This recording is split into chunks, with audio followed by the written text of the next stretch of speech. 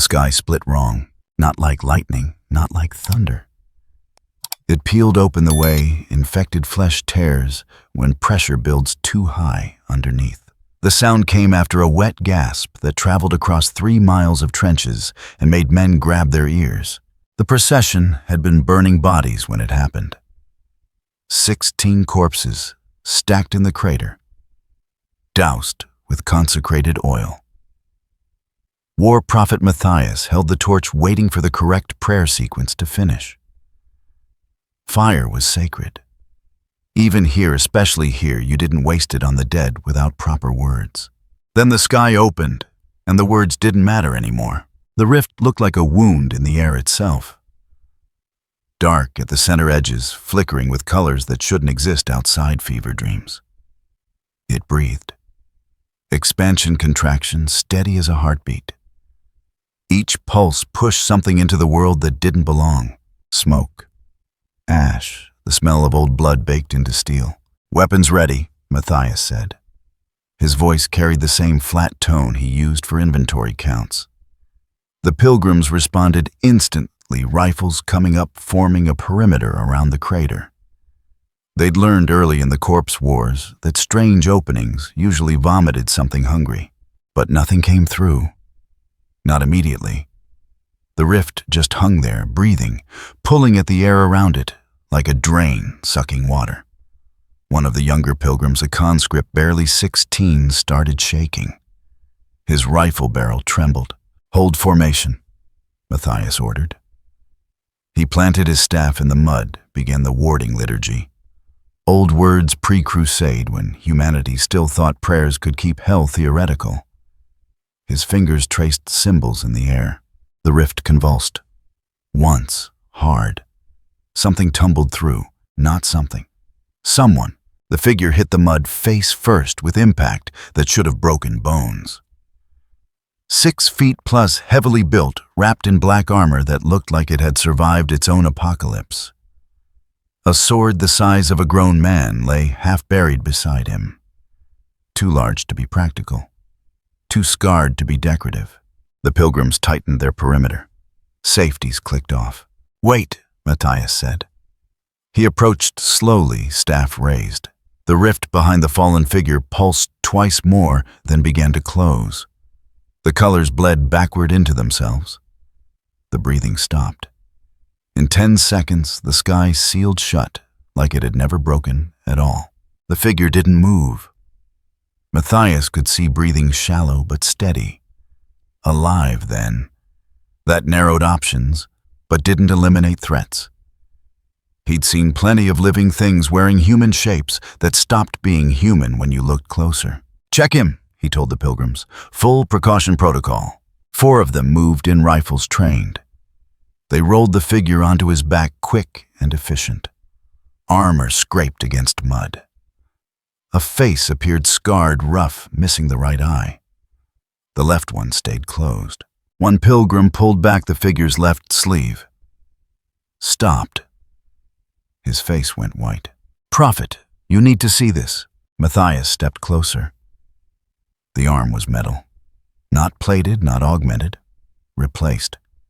Crude work, functional over aesthetic, designed to grip and kill. But that wasn't what made the pilgrim pale. Just above where metal met flesh, a mark.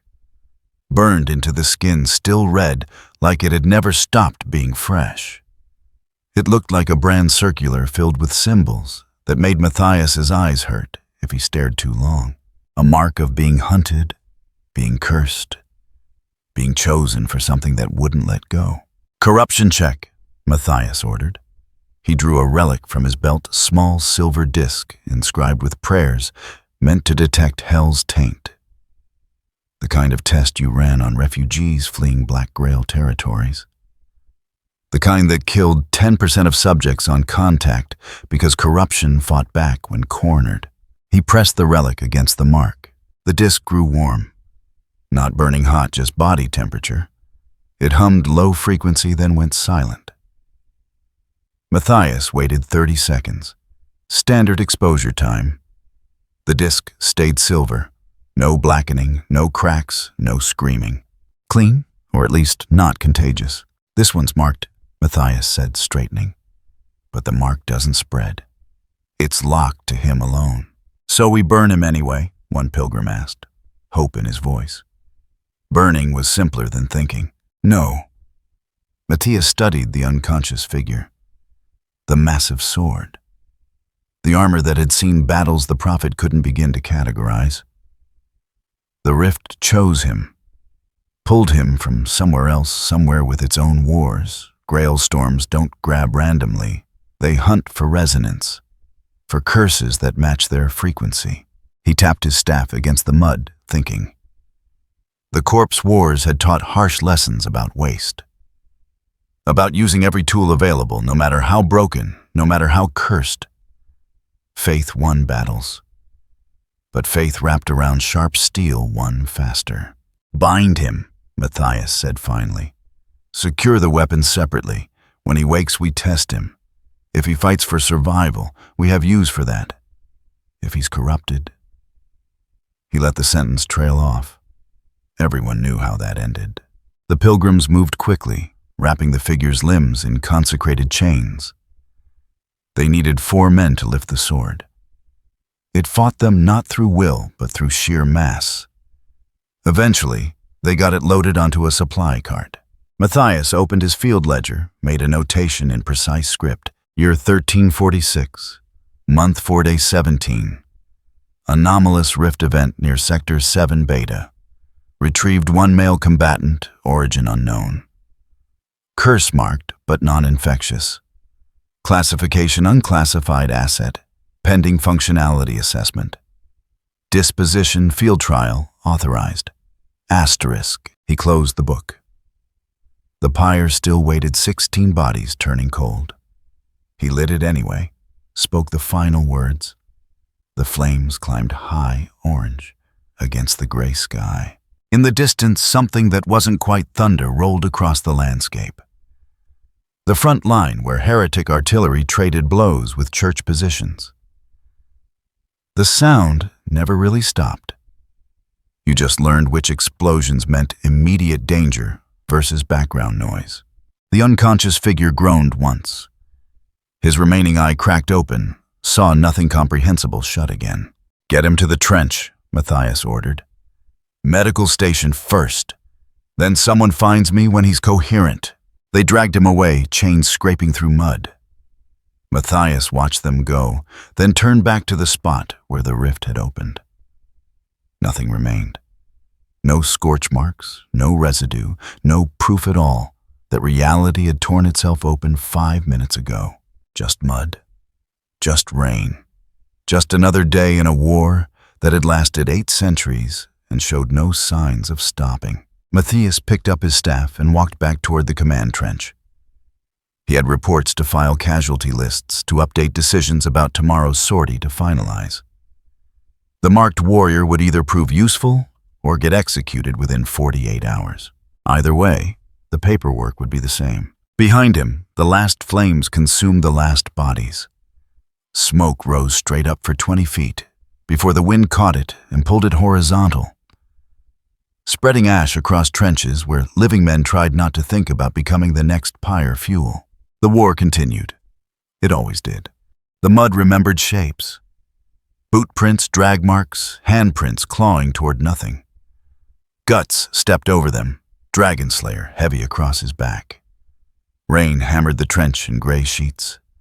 Everything smelled like wet iron and rot. The pilgrims marched ahead. 6 of them spread thin rifles slung low. Their robes had stopped being white somewhere back in the last century. Now they wore the color of old bandages. One limped. Another coughed wetly into his fist. They didn't look at Guts. Orders, probably. Don't stare at the asset. The war prophet walked beside him. Not close, just within speaking distance. The old man moved like someone who'd learned to calculate the cost of every step. His staff clicked against duckboards that sank an inch with each impact. The front shifts daily, the prophet said. His voice carried no warmth, pure information. What was clean ground yesterday breeds carriers today. The Grail's touch spreads through proximity fluids. Desperation. Guts said nothing. He'd seen plagues before. This one just had a fancier name. They rounded a corner where the trench widened into something that might have been a staging area once. Now it held bodies, stacked like lumber, each one tagged with crude symbols burned into the skin. The pilgrims had been busy. Disposal rotation runs every 4 hours, the prophet continued. We burn what can be burned, consecrate what cannot. The distinction matters less than you'd think. A pilgrim to their left suddenly dropped to one knee. His rifle clattered. He pressed both hands to his stomach, face going white. The prophet didn't break stride. Check him. 2 others grabbed their companion, pulled his hands away. His tunic came up. Clean skin underneath. No lesions, no discoloration. One of them grunted. They hauled him back to his feet and shoved him forward. False alarm, someone muttered. There are no false alarms, the prophet said. Only delayed confirmations. The trench narrowed again. Barbed wire hung from the walls like dead vines. Some of it looked organic. Wrong angles, wrong texture. Guts kept his hand near the sword hilt, but didn't draw. Not yet. The pilgrims wanted a demonstration. He'd give them one when it mattered. They emerged into open ground. Not quite no man's land, but close. 100 yards of cratered earth where the rain had turned shell holes into black mirrors. Across the gap, something that might have been a tree line flickered with movement that didn't match wind patterns. There, the prophet said, pointing with his staff. Estimate 40 vessels. Maybe more in the subsurface tunnels. They're drawn to warmth, to motion, to anything that suggests life continuing. Guts studied the distance. The cratered ground would slow them down. The vessels would come fast once they caught scent. Math worked in their favor if the pilgrims could shoot straight. We need confirmation of your capacity, the prophet said. He still wasn't looking at Guts directly. The relic test proved you don't spread contamination. This proves whether you're worth the rations we'll spend keeping you functional. Tactical, Guts said. Flat word, no judgment in it. Survival requires tactical thought. The prophet raised his staff. The pilgrims spread into a loose skirmish line. Engage at your discretion, we observe. Guts stepped forward. The mud grabbed his boots. He pulled free and kept moving. Dragonslayer came off his back with familiar weight. The sword's edge had forgotten what sharpness meant years ago. Didn't matter. Force solved what precision couldn't. The first vessel broke from the tree line before he'd covered 20 yards. It moved wrong. Human frame, human limbs. But the joints bent in directions that suggested the bones inside had renegotiated their arrangement. Skin pulled tight, too pale with dark veins spreading from a central mass near the chest that pulsed like a second heart. Behind it, more shapes. They came in a wave, soundless, except for the wet slap of feet on mud. Word frequency check, prophet 6 times, but necessary, mud 5 times. Will vary, sentence structures varied. Declarative fragment, compound paragraph types, action dialogue, description, alternating. Information density. Each paragraph added new setting detail. Character dynamic threat. Introduction. Continuing with combat variety and character response. Guts didn't run. Running meant losing footing. He walked fast, blade low. The first vessel covered the distance in seconds. Its mouth opened too wide. No scream, just a hiss like air escaping a corpse. He swung. Dragonslayer caught it mid-torso. The impact folded the thing backward, spine snapping audibly. It hit the mud and didn't get up. Dark fluid leaked from the wound, thick and wrong. 3 more came from the left. Guts pivoted using the sword's momentum. Wide arc, chest height. The blade connected with all 3 in sequence. Bodies separated. Pieces landed in different craters. Behind him, rifle fire cracked out. Single shots measured. The pilgrims weren't wasting ammunition. Each round found a target. Vessels dropped, but more kept coming. They poured from the tree line in a steady stream, now drawn by movement and noise. Guts settled into rhythm. Step, swing, recover. No wasted motion. The vessels weren't smart. They came straight, predictable, driven by whatever corruption rode them. Easy to read, easier to cut. One got close enough to grab. Its fingers locked around his left forearm, the prosthetic one. Mistake. Guts yanked the thing forward off balance and brought his boot down on its knee. The joint inverted with a wet crack. It collapsed. He finished it with a downward thrust. Adequate? The prophet's voice carried across the gap. No approval in the word, just assessment. The wave thinned. Stragglers, now slower ones who'd lagged behind. Guts picked them off methodically. The mud around him had turned into soup, dark and churning. Bodies lay scattered already, starting to steam in the cold rain. Silence dropped like a curtain. Nothing moved in the tree line. The last vessel twitched once, then went still. Guts turned. The pilgrims watched him. Not with fear exactly. More like you'd watch a tool being tested under stress. Checking for cracks, weak points, failure modes. He walked back. Dragon Slayer's edge dripped. The blade would need cleaning soon. Corruption had a way of eating metal if you let it sit. The prophet nodded once. You'll do.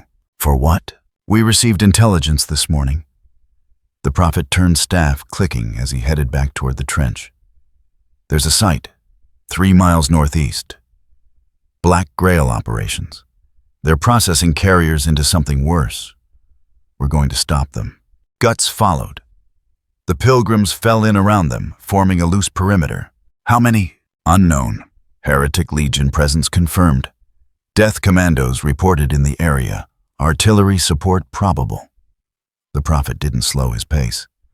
Command estimates 60% casualty rate for a standard sortie team.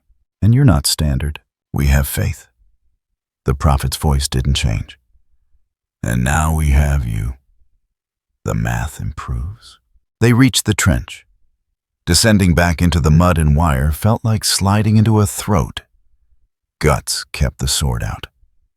The weight felt right in his hands. Familiar. In a place where everything bent toward wrongness, the sword's simple purpose, cut, kill, continue, made sense. One of the pilgrims coughed again. Longer this time, deeper. The others gave him space, but didn't stop moving. Rest period in 4 hours, the prophet said. Sortie begins at dawn. Be ready. Guts found a section of trench wall that didn't actively leak. He sat back against sandbags that had long since gone hard as concrete. Dragon Slayer lay across his knees. Dawn. That gave him time to think, to plan. To remember that he'd been pulled through a rift into a war he didn't understand, marked by a curse he hadn't chosen, and shoved into a role he'd never asked for. Same story, different mud. He closed his eyes. Not to sleep, just to listen. The trench had its own sounds. Distant artillery closer, coughs, the scrape of boots on wood. Underneath it all, something else. A pulse, maybe. A breath. The kind you felt more than heard. The kind that said the real fight hadn't started yet. All right, Chapter 1 starts off pretty intense. Guts literally falls into the middle of a battlefield like it is normal. It is raining, the ground is full of mud, and everyone looks exhausted and hopeless. Then the monsters show up. They are called vessels, and they look like twisted zombie soldiers. Guts does not hesitate at all. He pulls out his huge sword and cuts through them one by one. It feels easy for him, like he has done this many times before. What really stands out is Matthias. He watches Guts defeat all the enemies and simply says it is adequate. No praise, no surprise, just a calm reaction. It feels a little cold, considering Guts just saved everyone. After that, Matthias invites Guts to join a mission that sounds extremely dangerous. Most people would say no, or at least ask questions. Guts does neither. He just sits down and accepts it calmly. This moment clearly shows the kind of person he is, and it makes me curious to see what happens next. The briefing room sat 30 feet below the surface. Stone walls, not sandbags. Actual ceiling instead of tarp. A table bolted to the floor held maps weighted down with spent shell casings. 2 oil lamps flickered, throwing shadows that moved independent of the people casting them. War Prophet Matthias spread a reconnaissance photo across the table. Grainy, taken from elevation, aerial scout probably. Guts recognized crater patterns, the zigzag of defensive lines. 3 miles northeast, a depression in the terrain formed a shallow bowl. Dark stains spread outward from the center like infection through tissue. Site designation M13, Matthias began. No preamble. Black Grail Processing Station, confirmed active for 11 days. We estimate they've converted 400 carriers into viable metastatic vectors. Guts studied the image. The bowl's center held structures, maybe. Hard to tell. The photo quality degraded near the focal point like the camera refused to capture details clearly. Intel source, he asked. Scout team, 3 survivors out of 8. Matthias tapped the photo's edge. Death commandos operate in the outer perimeter. Killed the others without alerting our main line. Clean work, professional. A pilgrim to Matthias's left coughed into his sleeve. The sound echoed wrong in the confined space. Others shifted checking angles to the door without being obvious about it. Nobody wanted to be the one who brought plague into the planning room. Artillery presence? Guts moved closer to the table, traced the terrain with his remaining eye. High ground to the west. Perfect firing position. Confirmed, artillery which class? Matthias produced a second photo. Fresh craters still smoking when the image was captured. She's been interdicting approach vectors for 6 days. Anyone who breaks surface cover within 200 yards gets bombarded. We've lost 2 assault teams already, so we go under. Correct. Matthias rolled out a hand-drawn schematic. Tunnels drafted in charcoal on canvas. The site extends below ground. Natural cave system repurposed. Heretics built the processing infrastructure into existing stone. Smart. Harder to collapse, harder to burn. Guts leaned in. The schematic showed 3 access points. 2 had been marked with red X symbols. Only 1 route remained open approaching from the southeast. Narrow, single file. No room to maneuver if things went wrong. Bottleneck, he said. Yes? Matthias didn't apologize for bad tactics. Command considers this acceptable risk. The alternative is letting M13 run another week. Epidemiology models predict exponential spread if we don't disrupt the cycle now. Disrupt, not stop. Matthias met his gaze. This isn't a battle, it's a delay. We destroy their current operation, force them to rebuild elsewhere. Buys us 48 hours, maybe 72 if we're thorough. The stigmatic nun stood in the corner silent until now. How many inside? Unknown.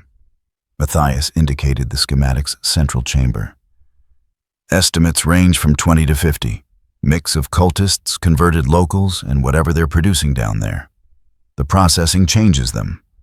Witnesses report ambulatory subjects, but non-responsive to standard engagement tactics. They shamble or they think, Guts asked. Both. Depends on processing stage. Matthias's expression didn't change. Early conversion maintains motor control and problem-solving capacity. Late stage reduces subjects to pure aggression. We won't know distribution until we're inside. A sniper priest near the door spoke up. Extraction plan. Shrine anchorite is being repositioned to grid reference Delta 7. Matthias pointed to a spot on the main map, half a mile from the target site. Too large for underground deployment, but it provides hard point if we need emergency withdrawal. Anchorite holds the line we pull back under its suppression envelope.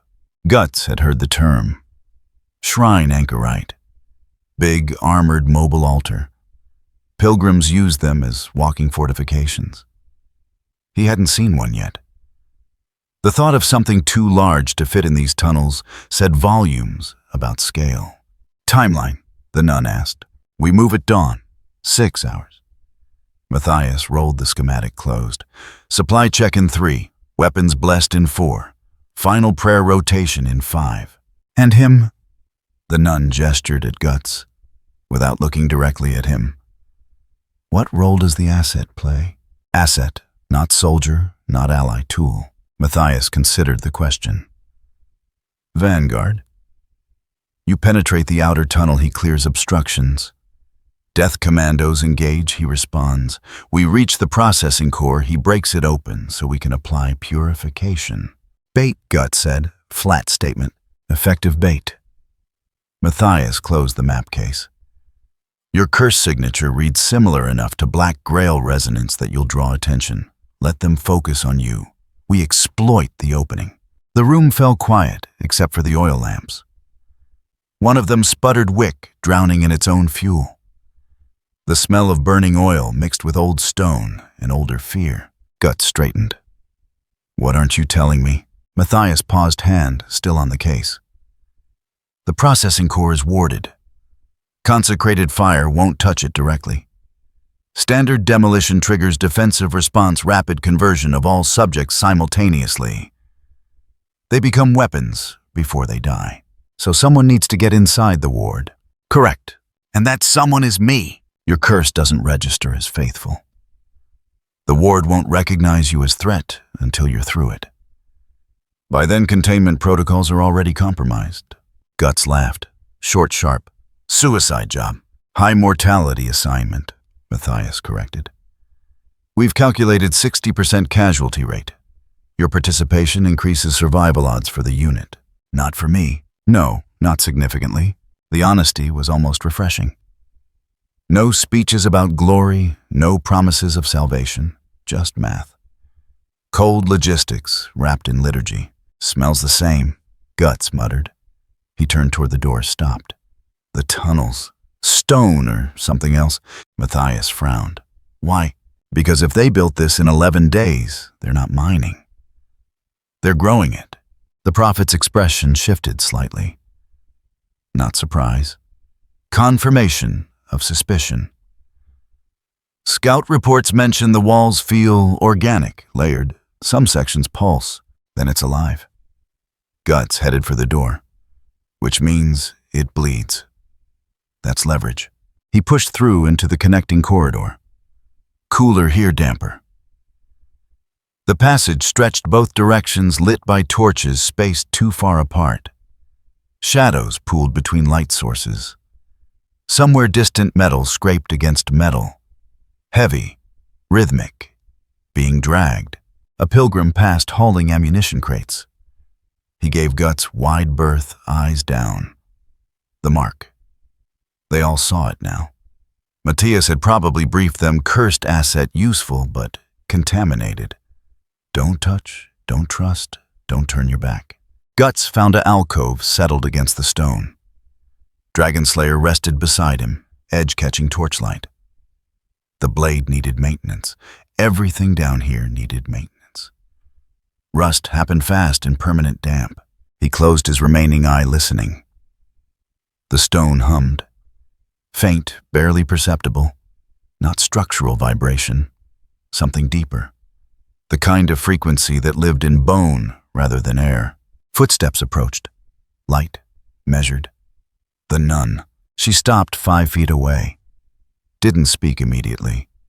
When she did, her voice carried the same flat affect as Matthias. You'll die down there. Probably. Does that bother you? Guts opened his eye. I've been dying for years. Just taking longer than expected. She tilted her head, studying him like a specimen. They say wounds are blessings. That pain brings us closer to understanding. They're wrong, perhaps. She turned to leave, paused. When you go berserk, and you will try to aim away from us. She walked off before he could respond. The corridor swallowed her footsteps within seconds. Guts sat in the silence, feeling the stone hum through his spine. Above them, artillery marked the surface as forbidden. Below them, something old was waking up. And in 6 hours they'd walk straight toward it, because the math said delaying hell by 3 days was worth the bodies. Same war, different century, same result. He let his eye close again. Not sleep, just waiting. The blade, the armor, the curse, they'd all get their turn soon enough. For now, the stone kept humming, and the shadows between torches kept moving. And somewhere in the dark, chains dragged metal across ancient floors. Dawn would come regardless. Okay. Chapter 2 sets up what feels like an impossible mission. The enemy already looks dangerous. They have invisible ninjas and a witch who drops bombs from the sky. But the worst part is the tunnels. They are not dug. They are alive, and they are breathing, which makes everything feel wrong. Matthias then looks straight at Guts and tells him that since he is cursed, he will be the bait. He is basically asking Guts to take all the danger while the others stay behind him. It is a brutal decision, but Matthias says it like it is the most logical thing in the world. Most people would refuse a job like that. But Guts accepts it calmly, like it is just another day. Even the nun shows no emotion and tells him to aim away from the group if he loses control. That moment feels especially cold. Personally, I think Matthias is taking a big risk. He treats everything like a problem that can be solved with rules and doctrine. He believes he can manage Guts that way. But the berserker armor is not something you can control so easily. If Guts loses control inside those living tunnels, he might destroy the monsters and his own team as well. On top of that, the fact that the enemy is growing tunnels instead of digging them suggests something even worse. They are not just invading. They are changing the land itself into a nightmare. I honestly do not think the church is ready for that kind of horror. Rain came sideways, driven by wind that smelled like rust and rot. Guts kept his head down boots, finding purchase in cratered earth that wanted to swallow anything that stayed still too long. The pilgrims spread out behind him in a staggered line 5 yards between each soldier. Textbook spacing for avoiding cluster kills from artillery. No man's land stretched 200 yards to the tree line, where M13's outer perimeter began. Shell craters overlapped, creating a maze of depressions filled with black water that reflected nothing. Barbed wire sprouted from the ground at random intervals, some of it standard military issue, some twisted into shapes that suggested purpose beyond simple impediment. The stigmatic nun moved parallel to Guts, 20 feet to his left. She covered ground differently than him, lighter steps, less concern for the sucking muck beneath her feet. When she crossed exposed ridgelines, she did it fast, committing to speed over caution. Faith-based tactics. Trust that divine attention would deflect bullets better than cover. War Prophet Matthias stayed center, flanked by 2 pilgrims carrying the heavier equipment. Consecrated charges, blessed oils, the ritual tools needed to purify whatever they found inside M13's processing core. The prophet's staff served double duty as walking support and weapon. Steel-tipped, inscribed with prayers meant to channel divine wrath through metal and into flesh. Ahead, the tree line waited. What remained of it? Artillery had stripped most branches, leaving skeletal trunks that jutted at angles suggesting bone more than wood. Mist clung to the ground between the trees, too thick for natural fog, too mobile for smoke. It moved against the wind, flowing toward the raiders rather than away. Guts felt Dragon Slayer's weight across his back like a familiar hand. The blade wanted use. He could feel the eagerness in the steel. Or maybe that was just his own recognition that standing targets died faster than moving ones. Either way, exposure bred danger. Contact front. The sniper priest whispered through the squad's prayer link system, a low-tech arrangement of hand signals and soft-spoken alerts that relied on proximity rather than technology. Movement in the mist. Can't confirm hostile. Matthias raised one fist. The line stopped, each pilgrim dropping to a crouch that kept them below ridgeline silhouette.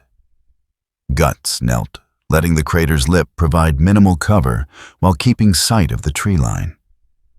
The mist continued its advance, now 20 yards from their position. Something emerged from between the skeletal trunks. Human-shaped, but the proportions felt negotiable. It lurched forward 3 steps, stopped, turned its head in a scanning motion that covered too wide an arc. Converted, probably.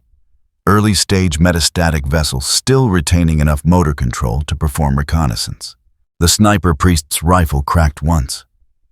The vessel's head snapped back, body following a half-second later. It hit the ground and didn't move. Textbook shot, clean kill, minimal noise despite the lack of suppressor. Faith-guided ammunition maybe, or just exceptional marksmanship honed across 8 centuries of continuous warfare. More shapes emerged from the mist. 6, 8, a dozen. They spread out in a loose formation that suggested coordination beyond simple hunger-driven aggression. Someone had organized them, pointed them in the right direction, told them what to look for. "Advancing screen," Matthias said, voice barely carrying over the wind. "They're sweeping for intruders. We're expected." The vessels began their sweep pattern, moving in overlapping arcs that would eventually converge on the raiders' position. Standard counter-infiltration tactics. The kind of thing that required oversight planning and intelligence that metastatic vessels supposedly lacked. Guts watched the nearest vessel's gate, noting how it compensated for terrain without looking down, how it maintained spacing with its companions despite the mist obscuring visual contact. These weren't mindless plague carriers.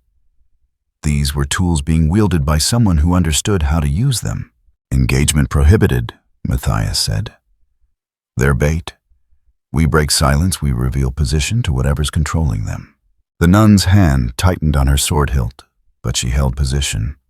One of the pilgrims, to Matthias's right, began muttering prayers under his breath, the words forming a continuous stream that blended into the wind noise.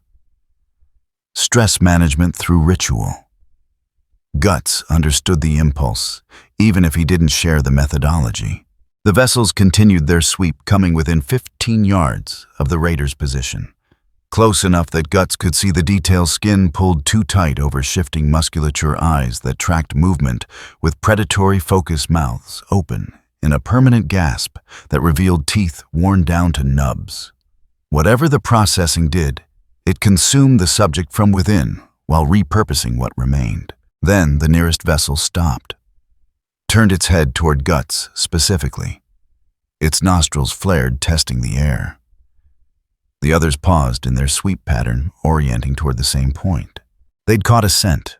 Matthias's hand moved to the blessed grenades at his belt, but Guts was already moving Dragon Slayer, coming off his back in a practiced motion that sacrificed silence for survival.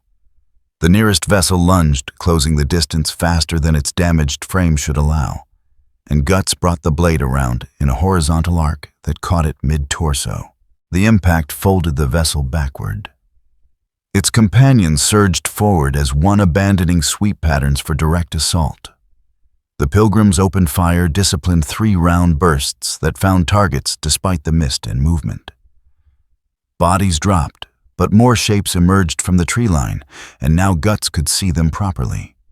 Dozens of converted subjects, all moving with the same eerie coordination, all focused on the raiders' position with single-minded determination. "Fighting withdrawal," Matthias commanded, already backing toward the rally point they designated 200 yards behind their current position. "Maintain formation, conserve ammunition, do not." The pilgrim on the far right went down without sound. One moment he was there, rifle raised, firing controlled bursts. The next he'd collapsed, throat opened in a precise line that sent arterial spray across the muck in a tight fan pattern. No scream, no warning. Just sudden absence where a living man had stood. Guts spun toward the fallen pilgrim, but saw nothing except mist and rain. Whatever killed him had already withdrawn, leaving only consequences. The kind of kill that required knowledge, where to cut, how deep, what angle ensured immediate silence. Professional work. Death Commando. The nun said, voice flat with recognition. She shifted her stance, sword raised, scanning the mist with eyes that had seen this before. They're here. Another pilgrim went down, same method, same silence. The squad's formation fractured as soldiers tried to cover angles that might hold attackers, while also dealing with the converted subjects pressing from the front. Guts kept Dragonslayer moving, deflecting lunges from vessels that came in waves, but his attention split between visible threats and whatever stalked them from the periphery. The mist thickened, reducing visibility to arm's length. Guts heard the sniper priest fire twice rapid shots that suggested targets appearing faster than could be properly acquired. Then a wet impact sound followed by cursing in Latin. The priest injured but mobile. Something moved to Guts's left. He brought the blade around fast, committed to the strike, even as instinct screamed, wrong angle, wrong target. Dragonslayer cut through empty air where he'd been certain a body existed. The displacement threw him off balance for a critical half-second, and that's when pain lanced across his right shoulder. He spun blade following, but whatever had cut him was already gone. The wound wasn't deep, maybe 2 inches clean sliced through armor and skin that burned like concentrated acid. Blood flowed steady, but not arterial. Survivable, but the precision said everything about who'd delivered it. Regroup on me. Matthias's voice cut through the chaos, and suddenly the prophet was there, staff sweeping in defensive arcs that carved glowing lines through the mist. Whatever blessing rode the weapon, it pushed back the fog, creating a bubble of visibility that let the surviving pilgrims form a defensive cluster. Guts backed into the formation, Dragonslayer held ready, his shoulders screaming. The vessels had stopped pressing content to circle at the edge of visibility, while whatever hunted from stealth considered its next approach. 4 pilgrims remained plus Matthias and the nun. 3 down in as many minutes. Math that couldn't sustain. Entrance is 40 yards ahead, Matthias said, pointing his staff toward a depression in the ground, barely visible through the mist. We push through, get underground where the mist can't follow. They'll chase us in, the nun said. Yes. Matthias began moving staff carving light through fog. But underground they lose the advantage. Faithful thrive in enclosed spaces. Heretics prefer shadows and distance. The squad moved as one, maintaining tight formation while backing toward the entrance. Vessels shadowed them, but didn't close, and the Death Commandos, plural, now had to be more than one, stayed invisible, but present. Guts felt eyes on him, assessing, calculating, waiting for another opening to deliver another precise cut. The entrance appeared a crack in the earth wide enough for single-file passage. Crude stone stairs descended into darkness that smelled like copper and old meat. Matthias went first light from his staff, illuminating the way. The pilgrims followed, weapons trained upward as they descended. The nun went second to last, still scanning the mist, even as her feet found the stairs. Guts went last, backing down step by step, keeping his remaining eye on the surface. The vessels stood motionless now, arranged in a perfect semicircle around the entrance. Watching, waiting, learning what they'd need to report to whoever commanded them. And behind them, just at the edge of perception, Guts saw it, a flicker of movement too fast to track, too deliberate to be random. The Death Commando, or one of them, letting itself be seen for just a moment. A message. We know you're here. We know what you are. We choose when this ends. Then the darkness swallowed him, and the surface world, with its mist and rain and watching vessels, fell away. The stairs kept descending deeper than seemed reasonable, the air growing warmer and wetter with each step. Behind them, at the entrance, something metal scraped against rock in a deliberate rhythm. Not random movement, a pattern, the sound of something learning. All right, so Chapter 3 suddenly feels like a horror movie. A thick mist covers everything. and invisible assassins start moving around them. The story shifts fast from a war scene to pure survival horror. The enemies are not rushing in anymore. They are moving smart and quiet, like a trained squad. These death commandos are terrifying. They take out soldiers without making a sound. And people start disappearing one by one. What makes it even scarier is seeing Guts struggle. For the first time, he gets hit by an enemy he cannot even see, and the attack is so fast that he barely reacts. Matthias is forced to act and uses magic to create a glowing light around the group. That light becomes their only safe space, and without it, they would already be dead. Honestly, I don't think retreating into the tunnels was a win. It feels like they were outplayed. The enemy was not just attacking them. They were guiding them and slowly pushing them underground on purpose. The mist, the silent kills, and the pressure from every direction all led to the same result. Going into the tunnels did not feel like a choice. It felt planned. Matthias still trusts his old books and doctrine. But these monsters are not following old rules. They are learning and adapting faster than he expects. Walking into the dark tunnels feels like exactly what the enemy wanted. And that makes what comes next even more frightening. The tunnel breathed, not metaphor. Guts pressed his hand against the surface as they descended and felt expansion-contraction, steady rhythm that matched no geological process he'd ever encountered.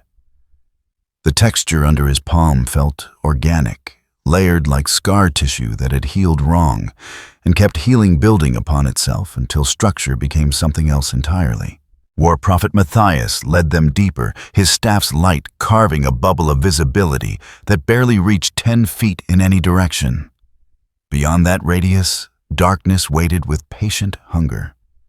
The stairs had given way to a sloping tunnel whose dimensions refused consistency wide enough for two abreast, in some sections narrowing to single-file passages that scraped armor and shoulders in others. Behind Guts, the remaining squad members maintained tight spacing.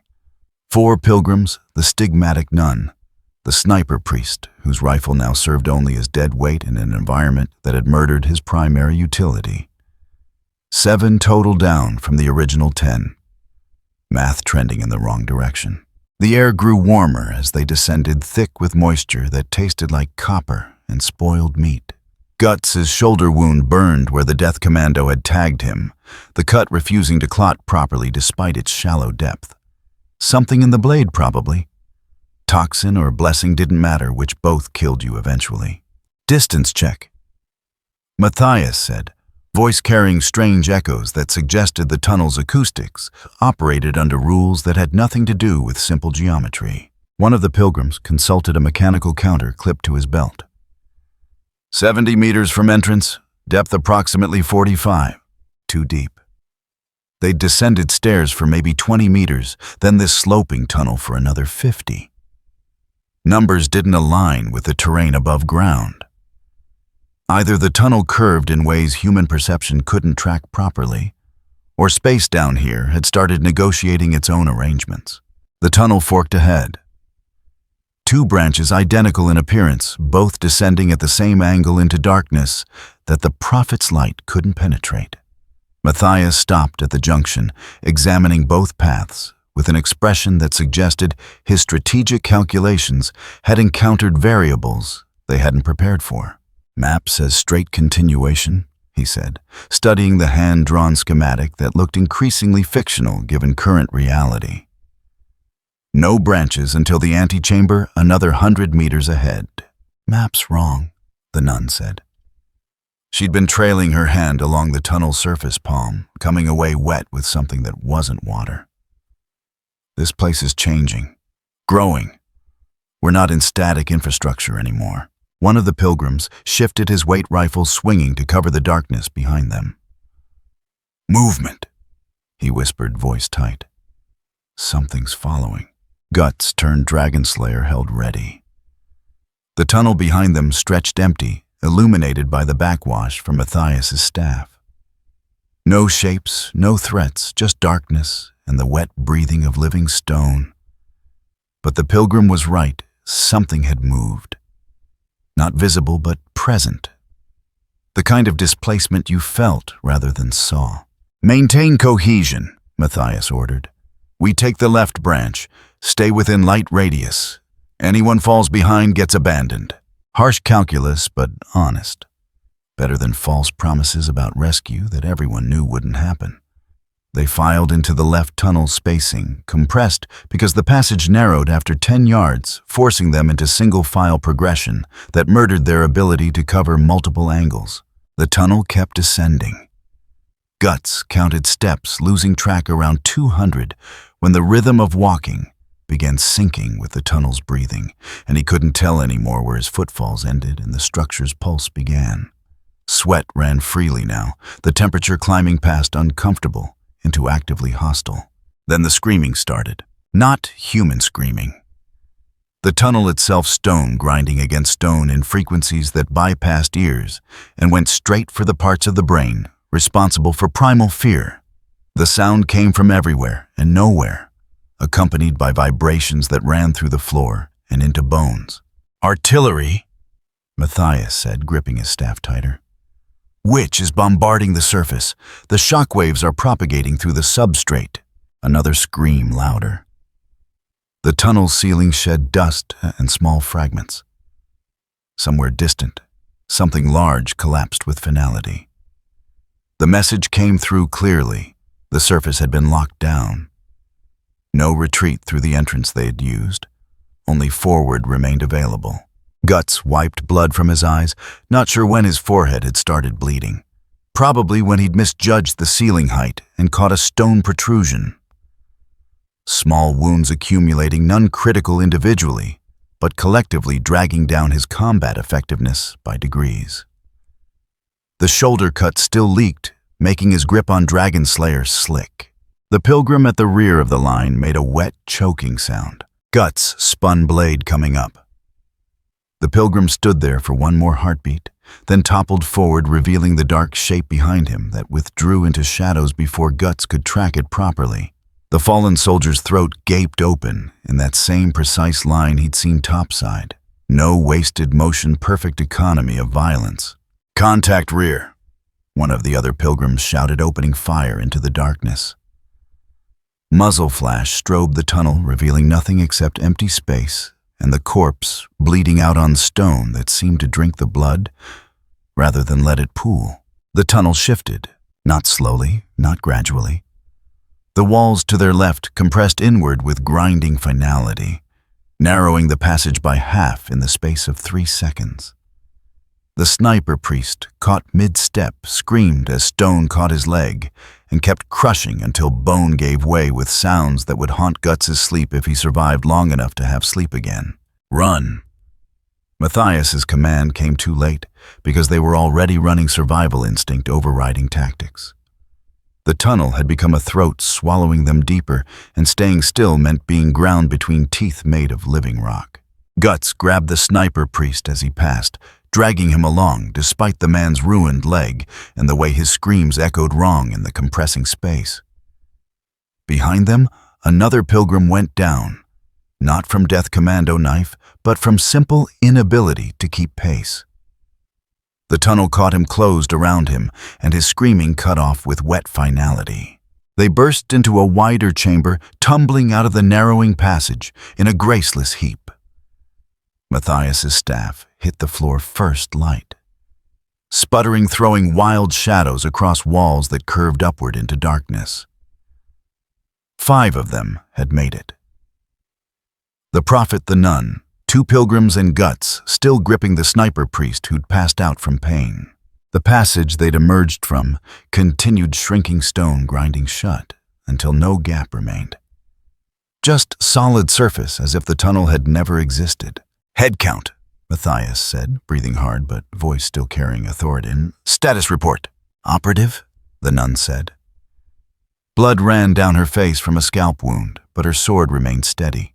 "Mobile," one pilgrim said. "Ready," the other confirmed, though his hand shook as he reloaded his rifle. Guts said nothing, just lowered the unconscious sniper priest to the floor and checked for pulse. Still alive for now. The crushed leg would need amputation if they had time and tools.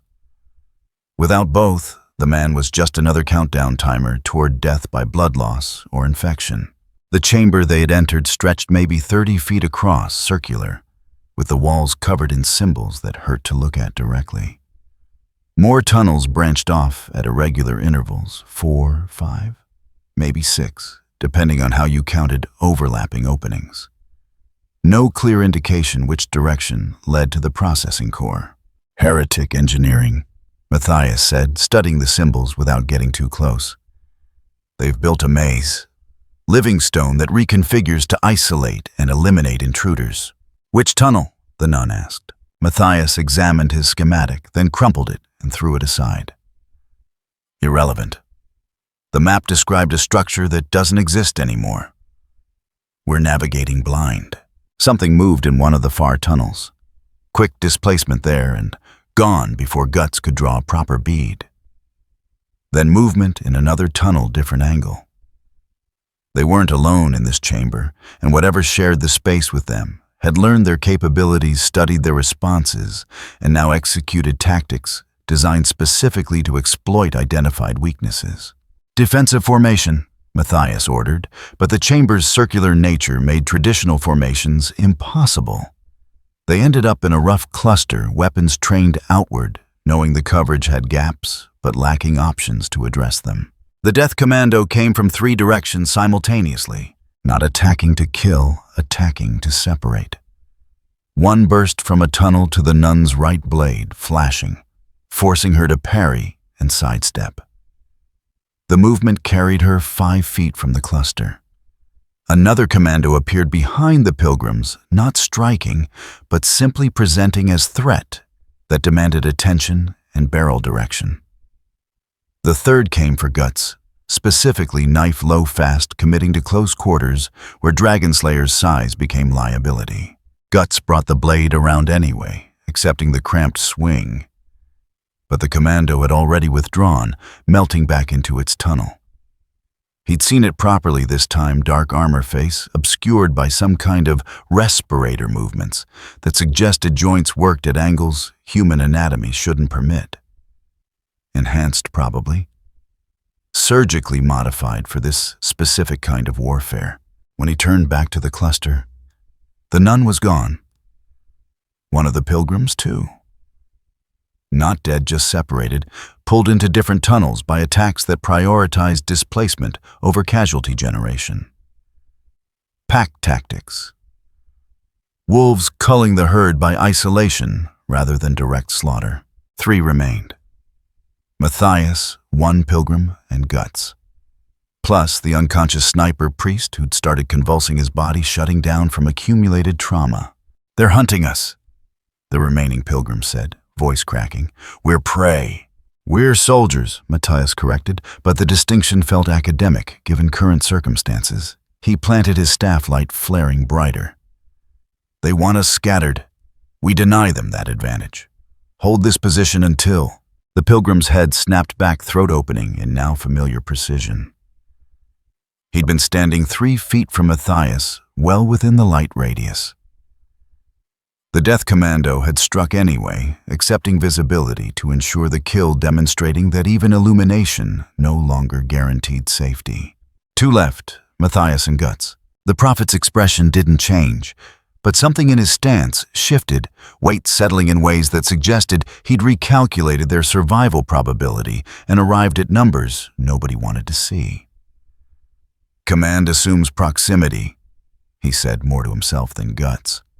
Without the squad, I'm just another soldier with a blessed stick. Guts felt it then, the armor responding to accumulated damage and escalating threat. Not the full activation, he was holding that back through sheer will, but the preliminary stage where metal began, remembering its purpose. The collar piece shifted against his neck, pressure building, and his peripheral vision started tunneling in that characteristic way that meant the beast was paying attention. Not yet. He still had control. still had options that didn't involve letting the armor make decisions. But the margin was shrinking.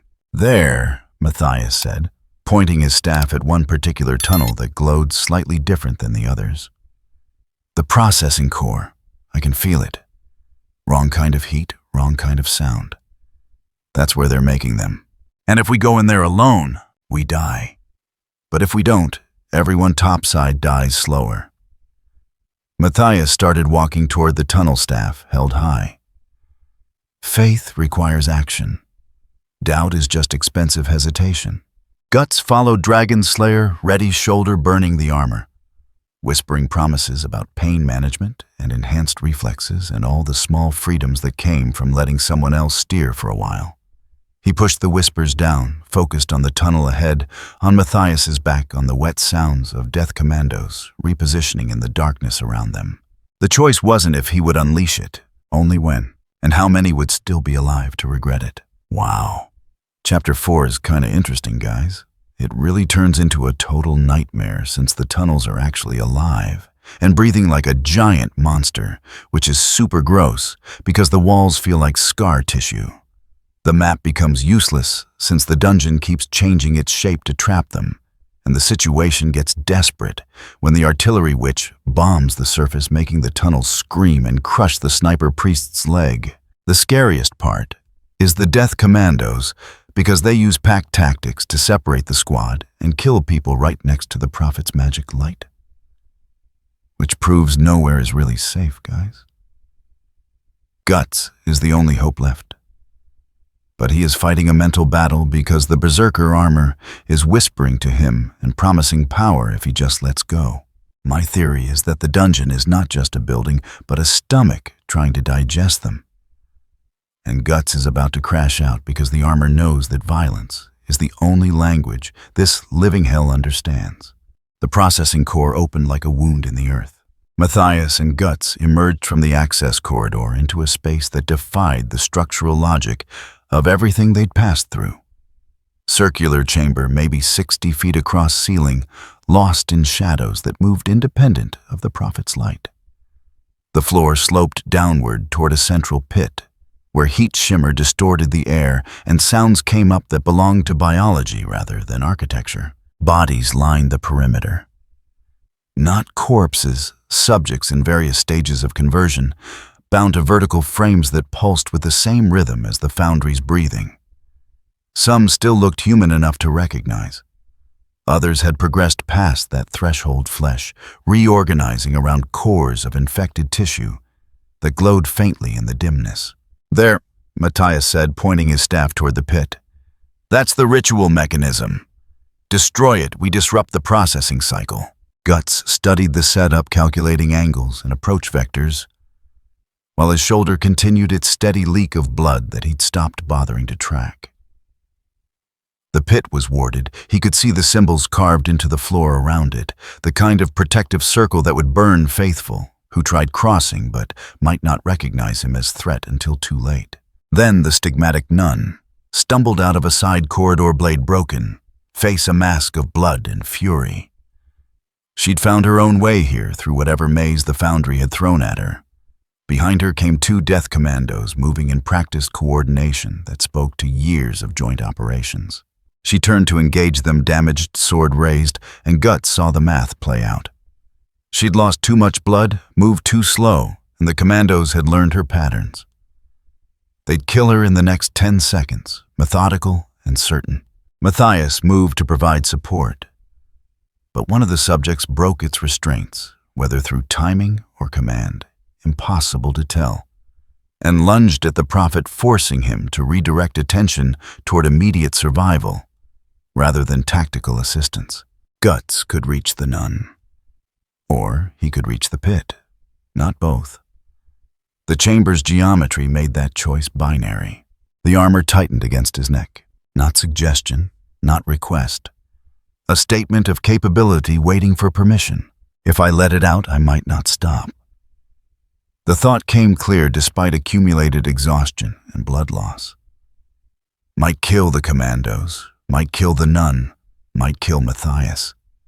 might stand here swinging until the foundry collapsed or something vital in his body finally quit, despite the armor's best efforts to keep meat functional past reasonable limits. The nun parried one knife, missed the second. It entered below her ribs, angled up. Not immediately fatal, but close enough. She gasped, stumbled, and the commandos moved to finish. No time for better options, no clever tactics.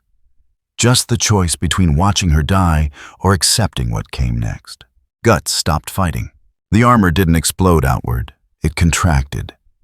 Every joint, every plate tightening until he couldn't tell where metal ended and flesh began. The pain didn't fade. It was archived, filed away in some part of his brain that would deal with accumulated damage later. Right now, the body had work to do. His vision changed. Colors drained toward monochrome. Peripheral detail vanished, leaving only targets and trajectories. The world simplified into what could be killed and what could wait. He moved. Dragon Slayer came around in an arc that ignored the chamber's spatial constraints.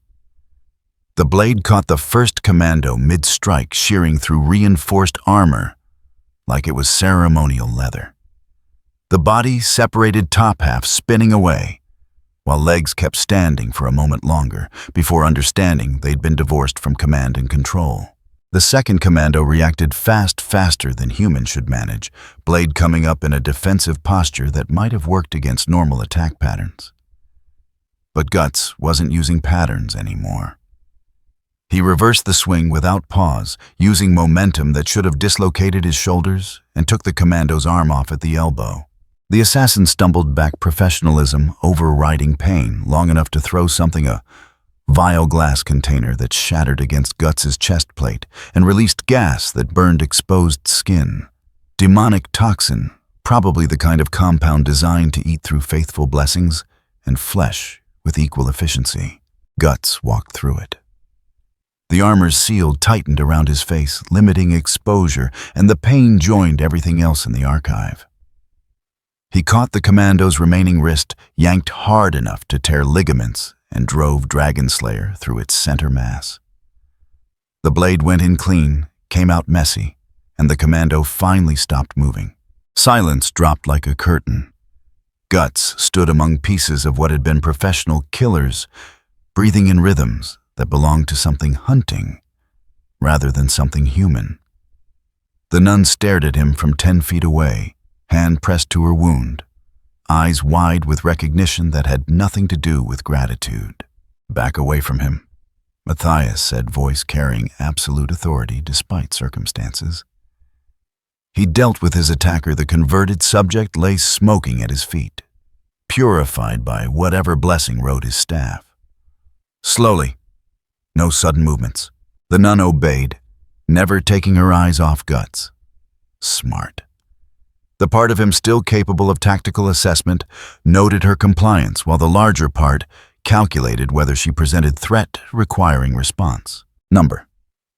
She was wounded. Minimal danger. Classification allied non-combatant.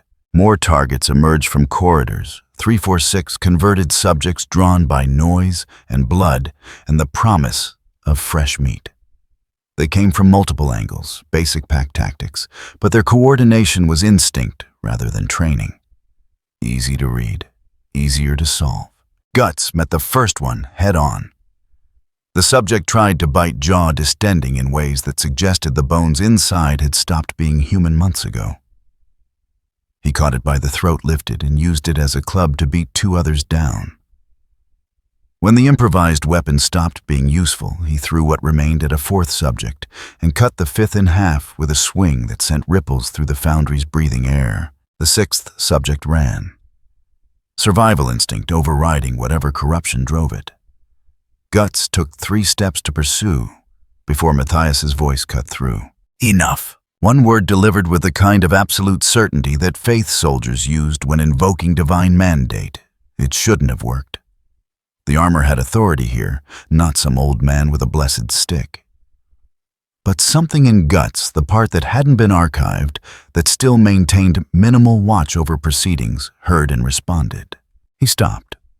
Didn't lower the blade, didn't relax, just stopped pursuing. "The pit," Matthias said, pointing with his staff. "That's the objective. Everything else is distraction." "Right. The mission." Guts turned toward the central depression, where heat continued pouring out, and the ritual mechanism continued its work of turning human into weapon. The symbols around it glowed brighter now, responding to the violence that had been performed in their vicinity. He stepped over the warning circle without triggering defensive response. Just as they'd calculated, the ward read him as cursed rather than blessed, non-faithful rather than enemy. The mechanism itself looked like a loom made of bone and wire weaving patterns into the air above the pit that looked like infection given form. Guts raised. Dragonslayer brought it down in a vertical chop that split the mechanism's central node. Whatever binding held the construct together shattered. The subjects still alive and bound to their frames convulsed once, then went still. Not dead, just disconnected from whatever had been processing them. The Foundry screamed. Not metaphor this time. Actual vocalization, the sound of violated infrastructure expressing distress through acoustics that made blood leak from Guts' ears. Cracks appeared in walls, spreading like fracture patterns through ice. The heat from the pit surged, then dropped, then surged again in cycles that suggested dying animal rather than failing machinery.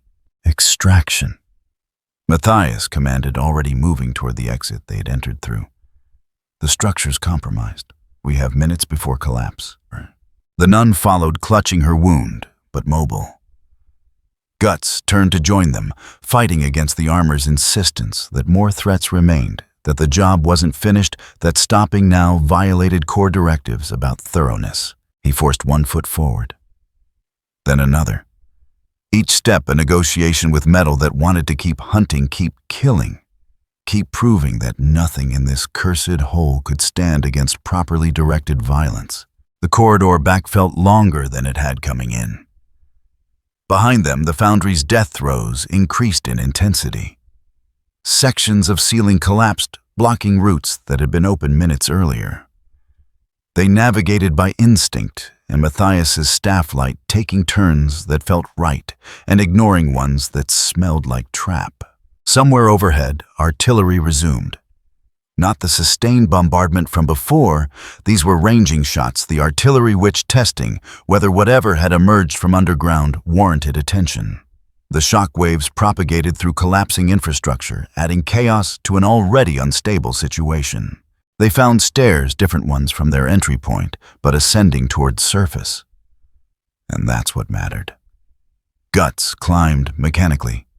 Vision still compressed, pain still archived the armor, maintaining lockdown on everything except forward momentum. His shoulder had stopped bleeding, not through healing, but because the armor had sealed the wound through pressure and heat that should have caused more damage, but didn't, because pain wasn't currently relevant to operational requirements. Daylight. Gray, rain-soaked, beautiful daylight. They emerged into a crater that hadn't existed during their descent, one of the witch's bombardments, having carved a new exit point that intersected with the Foundry's collapsing structure. The rain hit Guts' face like absolution, washing away blood and ash, and the accumulated filth of underground horror. The armor finally began to release. Not quickly.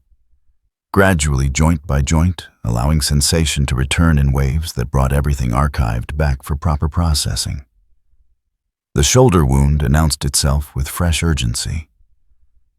The cuts from commando blades made their presence known.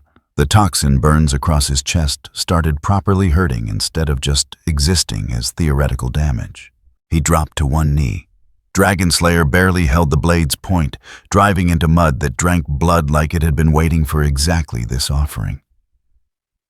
Breathing came hard, each inhale fighting through what felt like broken ribs, even though nothing had struck his torso directly.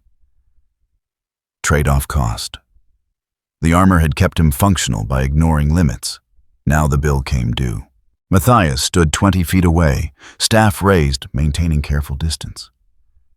The nun sat against a crater wall, field dressing her wound with supplies from her belt, eyes never leaving Guts, even as her hands worked by muscle memory. When it was over, he was still moving. Matthias said, speaking to no one in particular. Just narrating observations for later documentation. The armor released reluctantly. Subject remained mobile but compromised. Asset classification effective, but high risk. They had been saved. None of them felt rescued. In the distance, metal scraped stone in a new pattern. The foundry dying. Or the witch recalculating. Or something else entirely drawn by what had just crawled out of hell and proven itself dangerous to both sides. The rain continued. The war continued. Guts knelt in the mud, letting his body remember why limits existed, while two survivors watched him like you'd watch unexploded ordnance. Useful, necessary, terrifying. All three simultaneously permanently. Okay. Chapter 5 is really peak Guts finally stops holding back and lets the Berserker armor take control. The moment that stands out the most is when he has to choose between finishing the mission or saving the dying nun. He chooses to save her, and that choice matters. Even while using demonic power, he still holds on to his humanity. After that, the fight turns completely chaotic. Guts tears through the elite death commandos like they are nothing. Poison gas fills the area, but he walks straight through it without slowing down. He does not hesitate. He just keeps moving and destroys everything in his path. Honestly, I think the scariest thing here is not the bad guys, but the armor itself, because it treats Guts like a piece of property, and it really did not want to let him go after the fight ended. That makes it feel less like a tool and more like something that wants to take him over for good. Matthias is totally right to be worried and mark Guts as high risk because he realizes that Guts is a weapon that cannot be controlled and might eventually become a bigger threat than the monsters they are fighting. Also, the fact that the factory screamed in pain when Guts broke the core proves that the enemy is building a living hell on Earth, and Guts is the only one crazy enough to kill it. The rain turned red before it hit the ground. Not metaphor. Guts watched droplets catch light from fires still burning in the crater's depths, each one reflecting crimson before splashing against stone that had seen too much violence in too short a window. His hand gripped a dragon slayer's hilt with pressure that should have hurt, but didn't, the metal handle deforming slightly under force the berserker armor hadn't fully relinquished. War Prophet Matthias maintained his 20-foot perimeter staff planted observing, with the detached precision of someone documenting phenomena for later analysis. The stigmatic nun sat propped against rubble-field dressing, completed, pale but conscious. Her eyes tracked Guts with the wariness prey showed when uncertain whether the predator had finished hunting. Status, Matthias said, directing the question at the nun rather than Guts. Smart choice. The answer mattered less than establishing who could be safely engaged in conversation. Mobile, the nun replied, voice steady despite blood loss. Requires extraction within 2 hours, or field amputation becomes necessary. She touched the wrapped area below her ribs without flinching. Pain is manageable. Of course it is, Matthias said. No judgment in the words. Simple acknowledgement that for someone whose faith transformed suffering into strength, manageable meant something different than standard definitions allowed.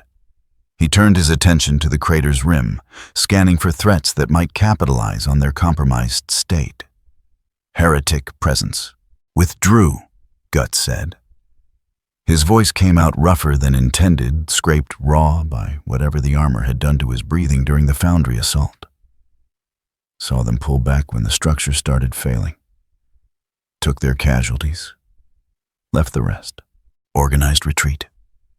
Matthias made a notation in his field journal, charcoal scratching across damp pages. Not panic, not rout. Tactical repositioning after achieving reconnaissance objectives. He looked up studied Guts from safe distance. They learned what they needed to learn. What they needed to learn. That Guts existed. That he was dangerous. That the armor made him something conventional tactics couldn't easily counter. but also made him something his own allies feared standing near. The metal pressed against his neck, still tight, still maintaining lockdown on systems it had overridden during combat. Guts tried flexing his left hand, the prosthetic one, and the fingers responded too fast, too strong, crushing a piece of stone rubble into powder before he could modulate the pressure. It wasn't done with him. Matthias noticed. Of course he noticed. The prophet missed nothing that might affect mission parameters. "The armor," he said, still maintaining that clinical tone. "It's not fully released." "No." "Can you compel it to disengage?" Guts tested the collar again, felt metal that had saved his life, now treating his body like property. It wasn't ready to return. "It'll let go when it decides I'm safe." "And when will that be?" "When nothing's trying to kill us." Guts looked at the crater rim, at the tree line beyond, at the gray sky that promised more rain. Could be a while.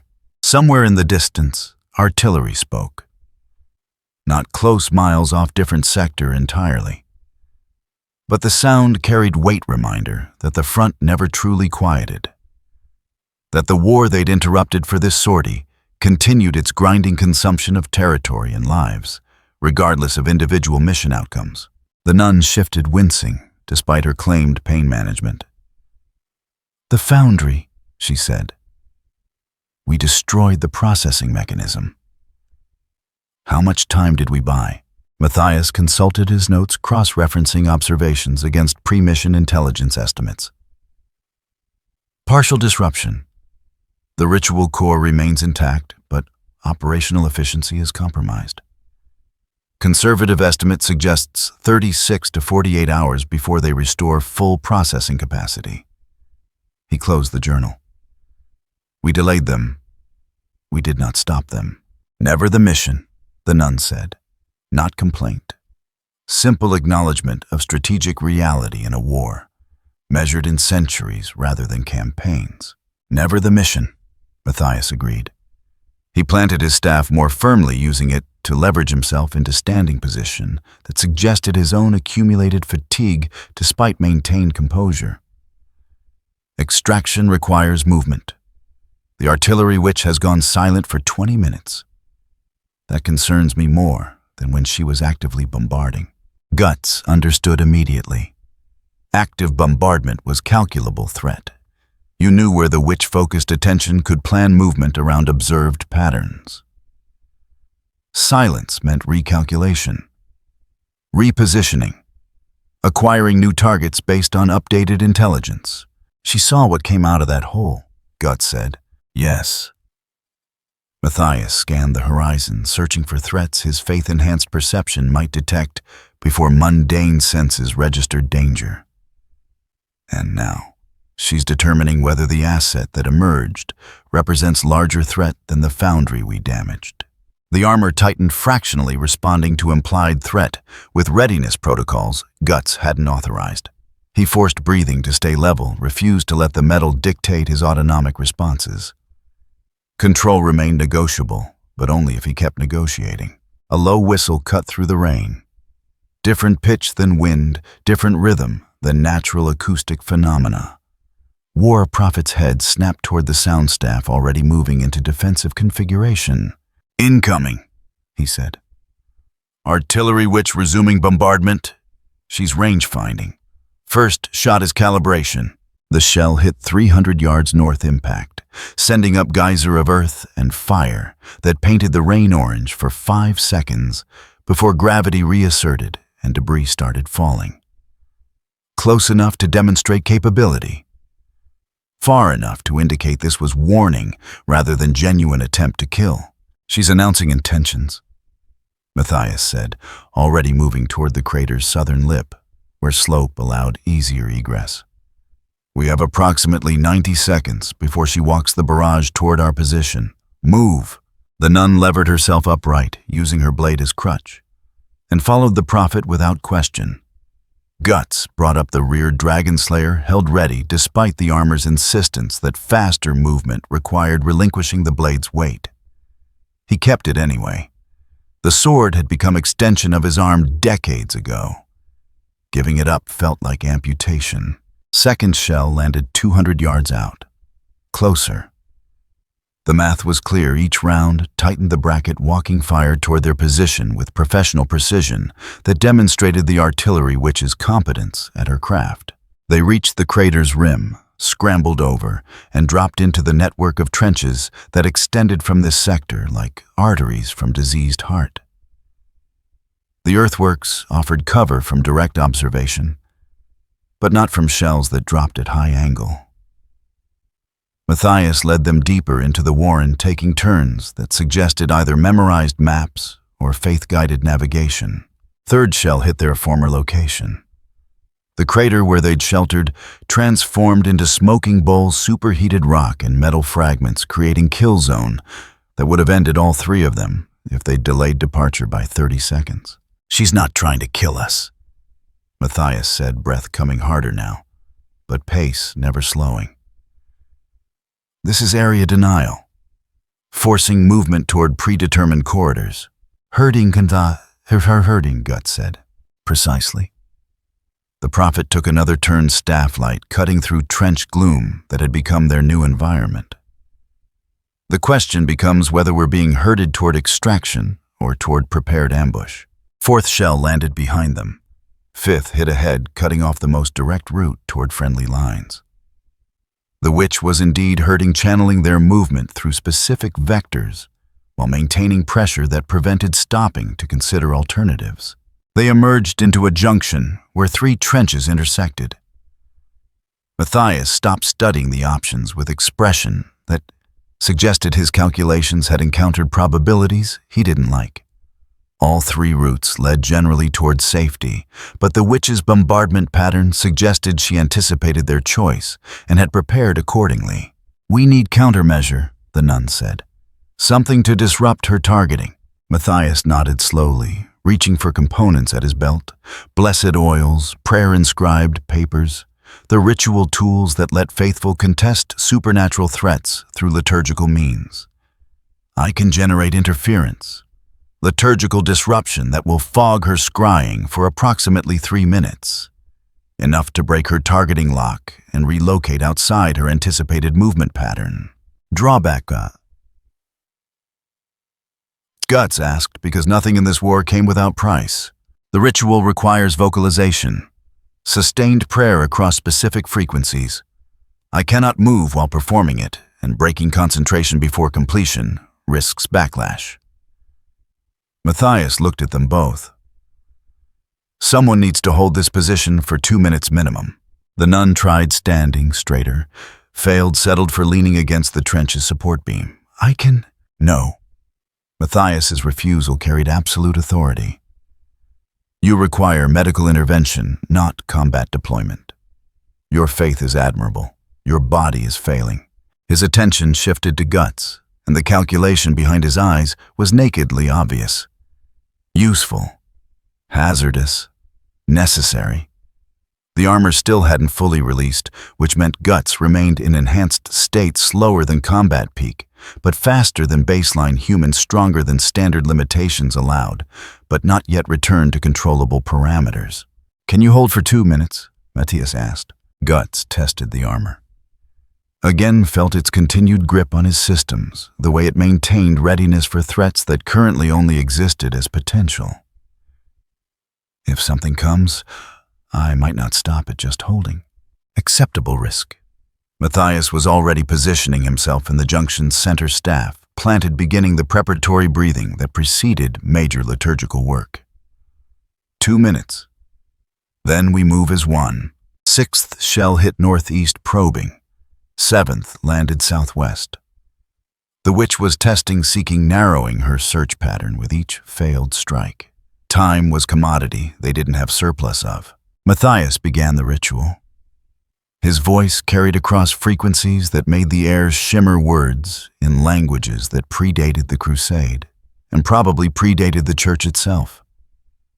The trench's atmosphere changed, pressure building, and somewhere distant Guts imagined he could feel the artillery witch's attention, encounter resistance, her scrying clouding over like fogged glass.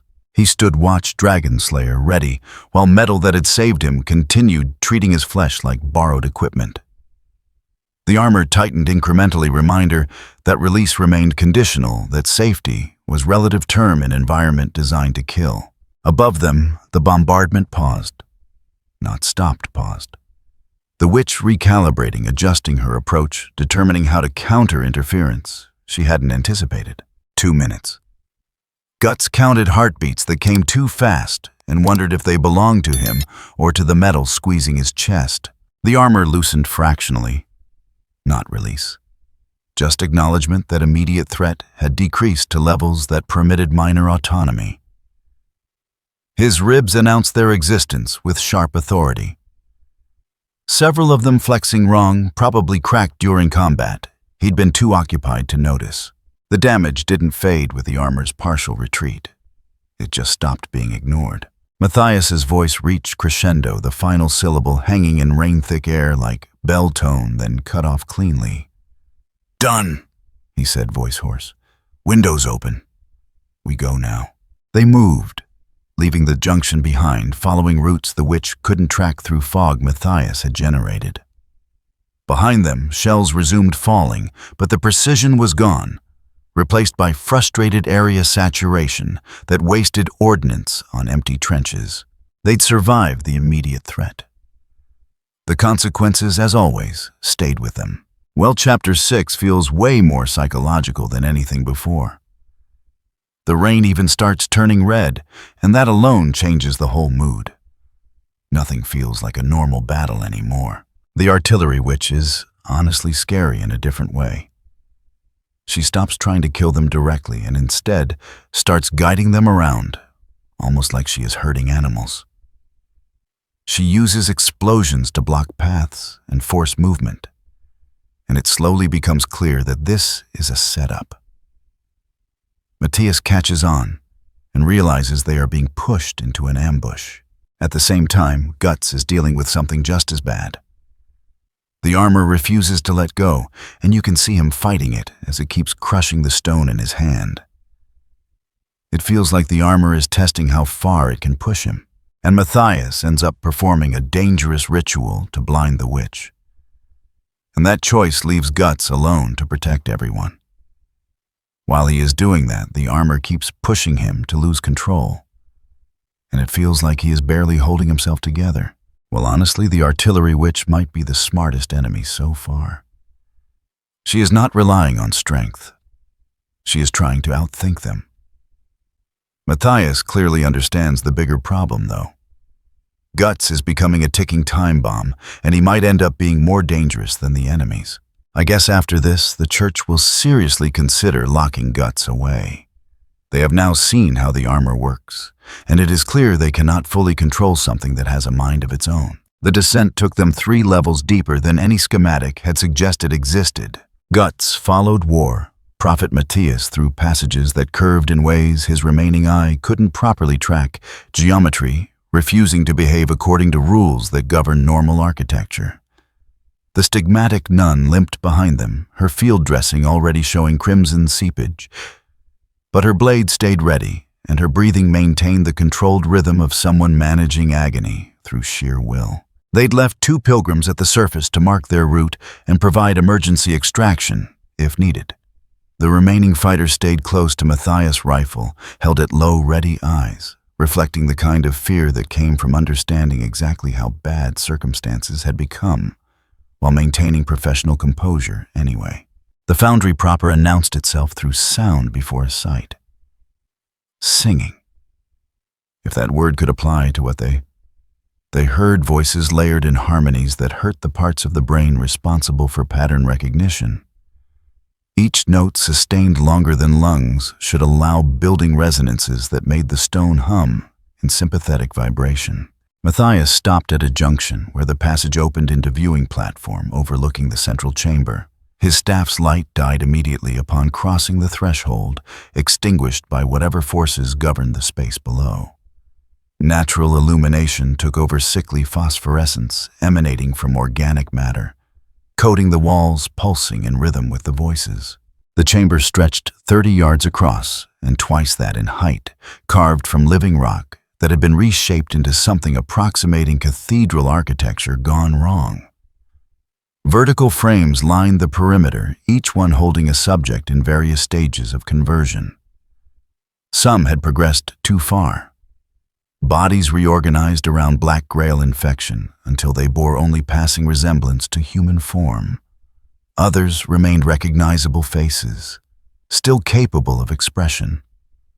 They still tracking movement with awareness that made them people rather than things. At the chamber's heart sat the ritual mechanism more complex than the one Guts had destroyed in the antechamber above. This one breathed with genuine life tissue and metal fused into hybrid construct that defied easy classification as either technology or organism. Veins pulsed across its surface, carrying fluids that glowed with the same phosphorescence coating the walls. The singing came from here or through it, or because of it difficult to determine which. The primary core, Matthias said, voice barely audible above the sustained harmonies. Destroy this and we disrupt the entire processing network. Buy enough time for reinforcements to move up and establish containment perimeter. The nun leaned against the railing, studying the subjects still bound to their frames. How many are still alive? Functionally, Matthias consulted his mental calculations, comparing observed symptoms against documented progression rates. Perhaps 7, maybe 9 if we're generous with definitions. Can they be extracted? No. The prophet's answer came without hesitation or visible emotion. Infection has progressed past intervention threshold. Even if we could remove them from the frames without triggering fail-safe response, they would convert completely within hours. Extraction would simply relocate the problem rather than solve it. Guts studied the layout, cataloging approach angles, and identifying threats. 4 heretic cultists attended the mechanism, performing maintenance or ritual. Hard to distinguish which. They moved with practiced coordination, each action flowing into the next, like choreographed performance. No guards visible, but the chamber's configuration suggested defensive measures built into the infrastructure itself rather than relying on personnel. Ignition point, he asked. Matthias pointed toward the mechanism's base, where fuel lines or vein clusters converged into node that pulsed slightly out of sync with the rest of the construct. There. Concentrated holy fire at that junction will trigger catastrophic failure. The entire network collapses, subjects die instantly, rather than completing conversion, and we gain our temporal advantage. How instantly? Immolation propagates through the binding arrays within 90 seconds. Subjects will experience approximately 45 seconds of conscious burning before neural function terminates. Matthias delivered the assessment like he was describing weather patterns. Preferable to allowing conversion completion and releasing 9 more vectors into the population. The nun's hand tightened on her blade. There are children in those frames. There are hosts, Matthias corrected. What they were before infection ceased to matter when the Grail marked them. We save the living by eliminating the compromised. This is doctrine. One of the subjects turned its head toward their observation point. Female, maybe 16 face, still recognizable, despite the dark veins spreading from her throat like roots. Her mouth moved, forming words that didn't carry over the singing, but didn't need to. The shape was clear enough. Help! Guts felt the metal press against his neck again, not the armor's full lockdown, but its presence making itself known. Offering capability. Offering solution. The kind that didn't require burning conscious people alive because doctrine said convenience trumped compassion. Window closes in 9 minutes, Matthias said, producing the blessed incendiary from his belt. We cannot delay for sentiment. Either we execute now, or we accept mission failure with all attendant consequences. The pilgrim shifted uncomfortably rifle barrel, dipping slightly as he studied the bound subjects with expression suggesting his faith hadn't fully prepared him for this particular application of strategic calculus. The nun said nothing, but her breathing had changed, shifted from pain management to something else. Anger, maybe. Or grief that hadn't found proper outlet yet. Guts looked at the girl who'd mouthed help, watched her struggle against restraints that kept her body positioned for optimal conversion processing, and understood that War Prophet Matthias was absolutely correct by every metric doctrine recognized. Kill the infected, save the healthy. Math worked. Logic held. The decision made perfect sense from perspective of someone managing centuries-long war against supernatural plague. And it was still wrong. Not strategically, not by the numbers, but in ways that mattered to parts of himself that had survived eclipse and brand and endless years of being hunted by things that used to be gods. The parts that remembered Casca, that remembered the band, that remembered what it felt like to watch people you couldn't save die anyway, and know that you should have tried harder. "I'm not doing this for you," Guts said, stepping over the railing before anyone could respond.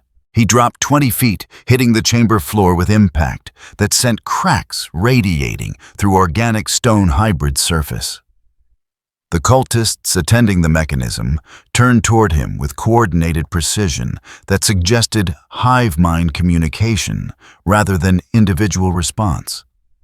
They didn't draw weapons or assume defensive postures. They simply observed recording his presence for whatever intelligence coordinated their actions. Guts moved toward the nearest frame, toward the girl still conscious enough to beg. Dragonslayer came around an arc that severed the bindings holding her in place, careful despite the blade's size cutting restraints without touching flesh that remained salvageable if he worked fast enough. The chamber's singing changed pitch, climbing into registers that made his teeth ache and his vision blur. Defensive response or warning or call for assistance didn't matter which. He had maybe 3 minutes before the Foundry's immune system mobilized against contamination that walked upright and carried oversized sword. Above him, Matthias's voice carried across the changed acoustics. "This is not doctrine. This is not sanctioned." Guts ignored him, moving to the next frame to the boy, who couldn't have been more than 12, cutting him free and lowering him to the floor with hands that shook slightly from accumulated damage, the plating no longer fully suppressed. 2 down. 7 more if Matthias's count held accurate. The cultists moved then, flowing toward him with unnaturally smooth gait that suggested their own conversion had progressed past merely administering the process. Enhanced, modified, surgically optimized for their role in the ritual mechanism's operation. They came at him from 4 directions, hands extended fingers, terminating in implements that looked organic, but functioned as blades. The metal tightened. Not full activation, he wasn't letting it have that much control again. Not after what happened last time. But partial engagement that pushed his reflexes past baseline human, while maintaining enough restraint that he could still aim, still discriminate, still stop before killing someone who didn't need killing. He met the first cultist with a rising cut that took both hands off at the wrist. The second got Dragonslayer's pommel to the face bone, crumpling under impact. Third and fourth came together coordinated assault, and he caught one with his boot, while reversing the blade to parry the other strike, then followed through with downward chop that ended the threat permanently. Frame 3.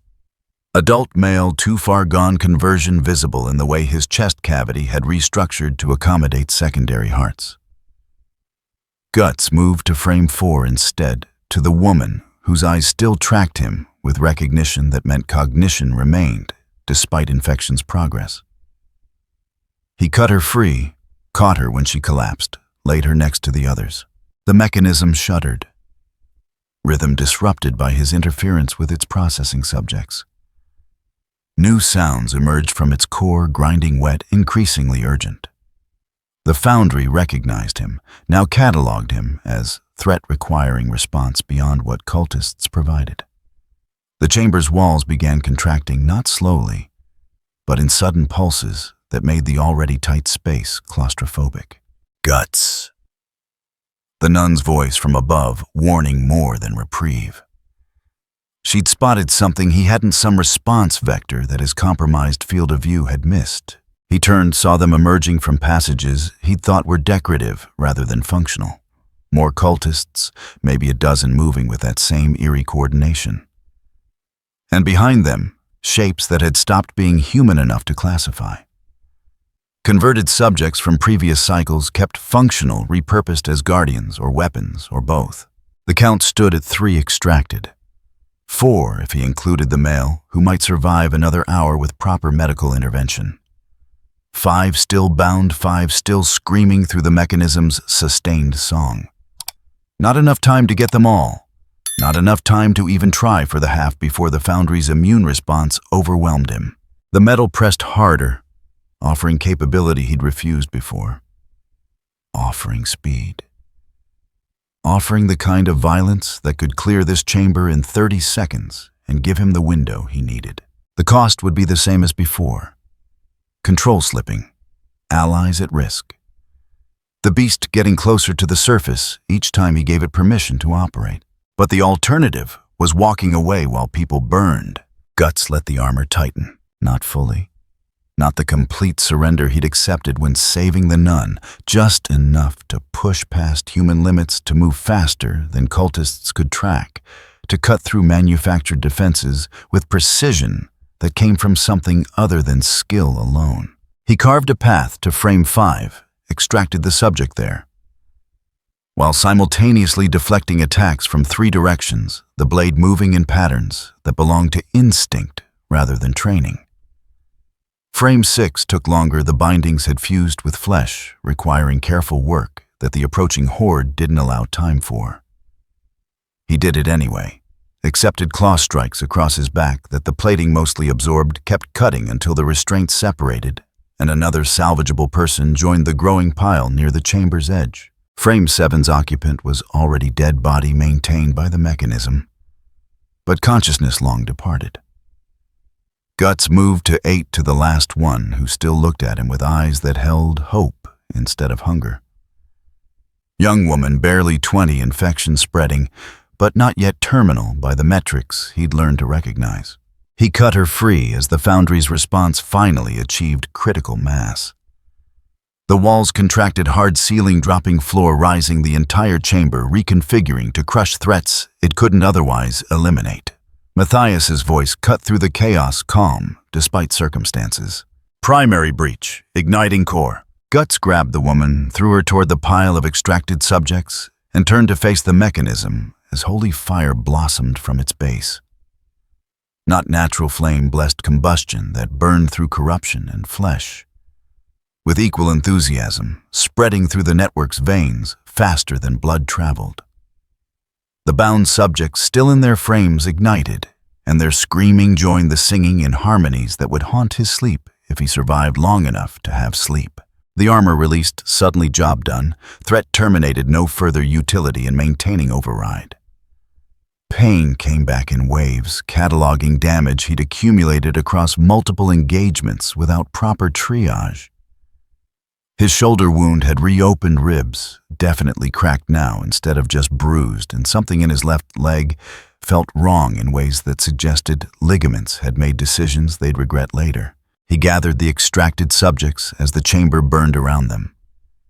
Counting heads, 4 alive, maybe 5, if the male held on, and started dragging them toward the access they'd descended through. The nun appeared beside him, taking 2 despite her own wound, face set in expression that said she'd made her own calculations about doctrine versus what her faith actually required.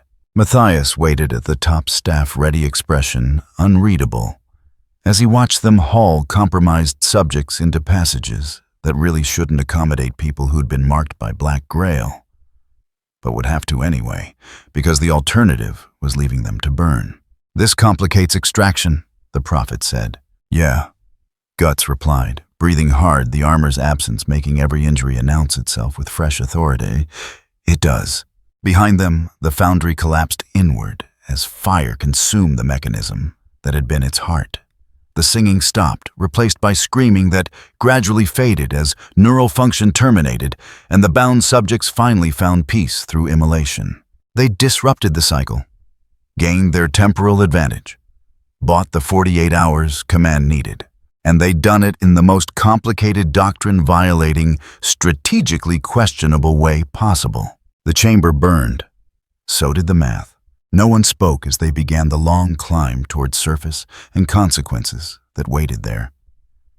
The subjects they'd extracted would need containment observation, probable termination when infection progressed despite intervention. The faithful would need to file reports explaining why direct orders had been countermanded by asset, whose classification increasingly resembled liability. And Guts would need to explain to exactly no one why he'd chosen to complicate a clean operation for the sake of 4 people who probably wouldn't survive the week anyway, because he'd stopped trying to justify those choices years ago. You saved who you could. You lived with the ones you couldn't. And you kept moving because stopping meant the math finally caught up and reduced you to numbers in someone else's ledger. The foundry kept burning behind them, smoke and sanctified flame consuming infrastructure that would take heretics months to rebuild properly. Mission accomplished. Just not the way anyone had planned. Well, Chapter 7 really just hits different.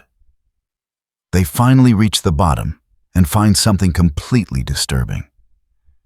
It is a cathedral made of living flesh, and in the center there is a machine that is singing while turning people into monsters. Just being there feels so wrong. The tension increases when Matthias decides the fastest solution is to burn everything, including the kids. He treats it like simple math where sacrificing everyone is just efficient. Guts cannot accept that kind of logic at all. Instead of arguing, Guts jumps straight into the pit to save them.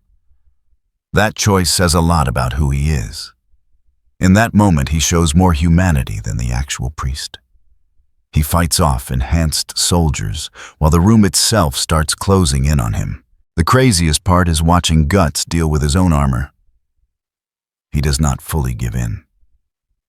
He negotiates with it and takes only enough power to save the victims without losing himself. That takes an insane amount of mental strength. To be honest, this feels like a turning point. Guts proves that the church idea of sacrificing a few to save the many is the easy way out. My theory is that Matthias is shaken by this.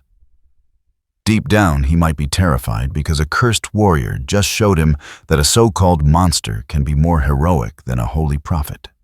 The shrine.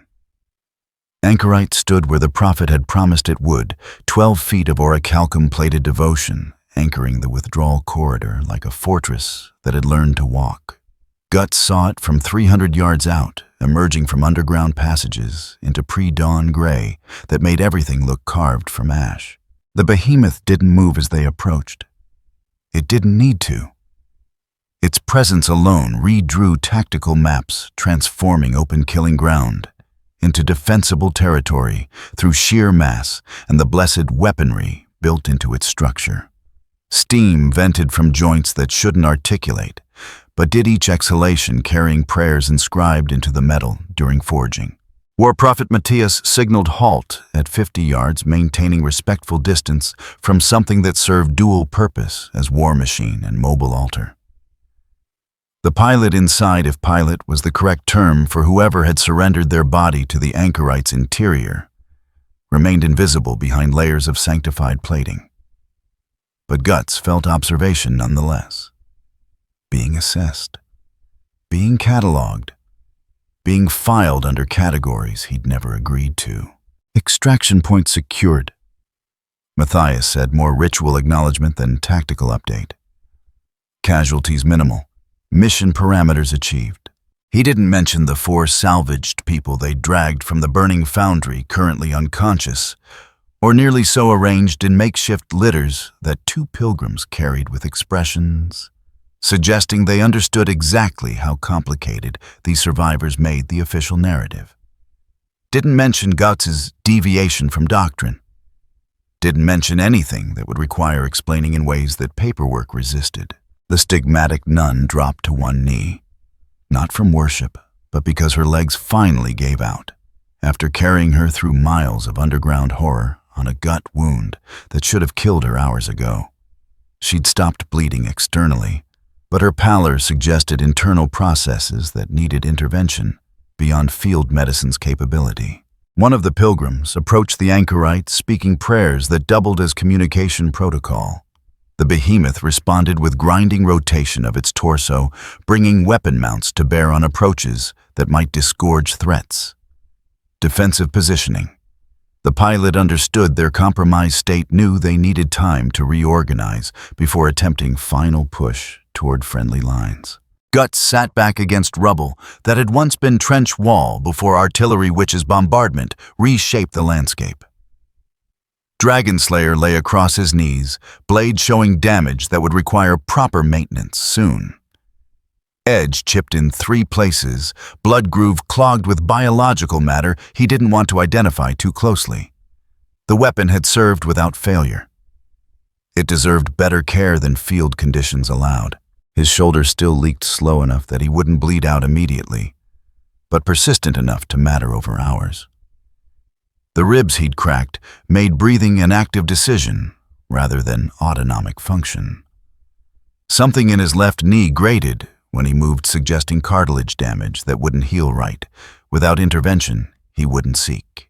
The plating sat quiet against his neck. Not gone it couldn't leave, that wasn't how the armor worked, but dormant. Satisfied that immediate threats had been addressed, willing to let his body handle recovery at its own pace until circumstances demanded otherwise. The respite felt temporary, because it was. Matthias produced his field journal charcoal, moving across pages with practiced efficiency. Writing the official account.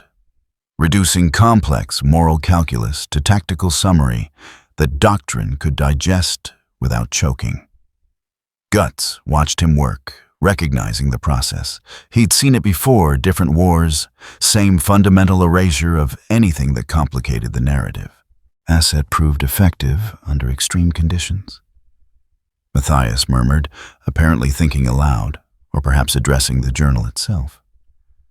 Continued deployment not advised without enhanced oversight protocols. He paused, considered, added.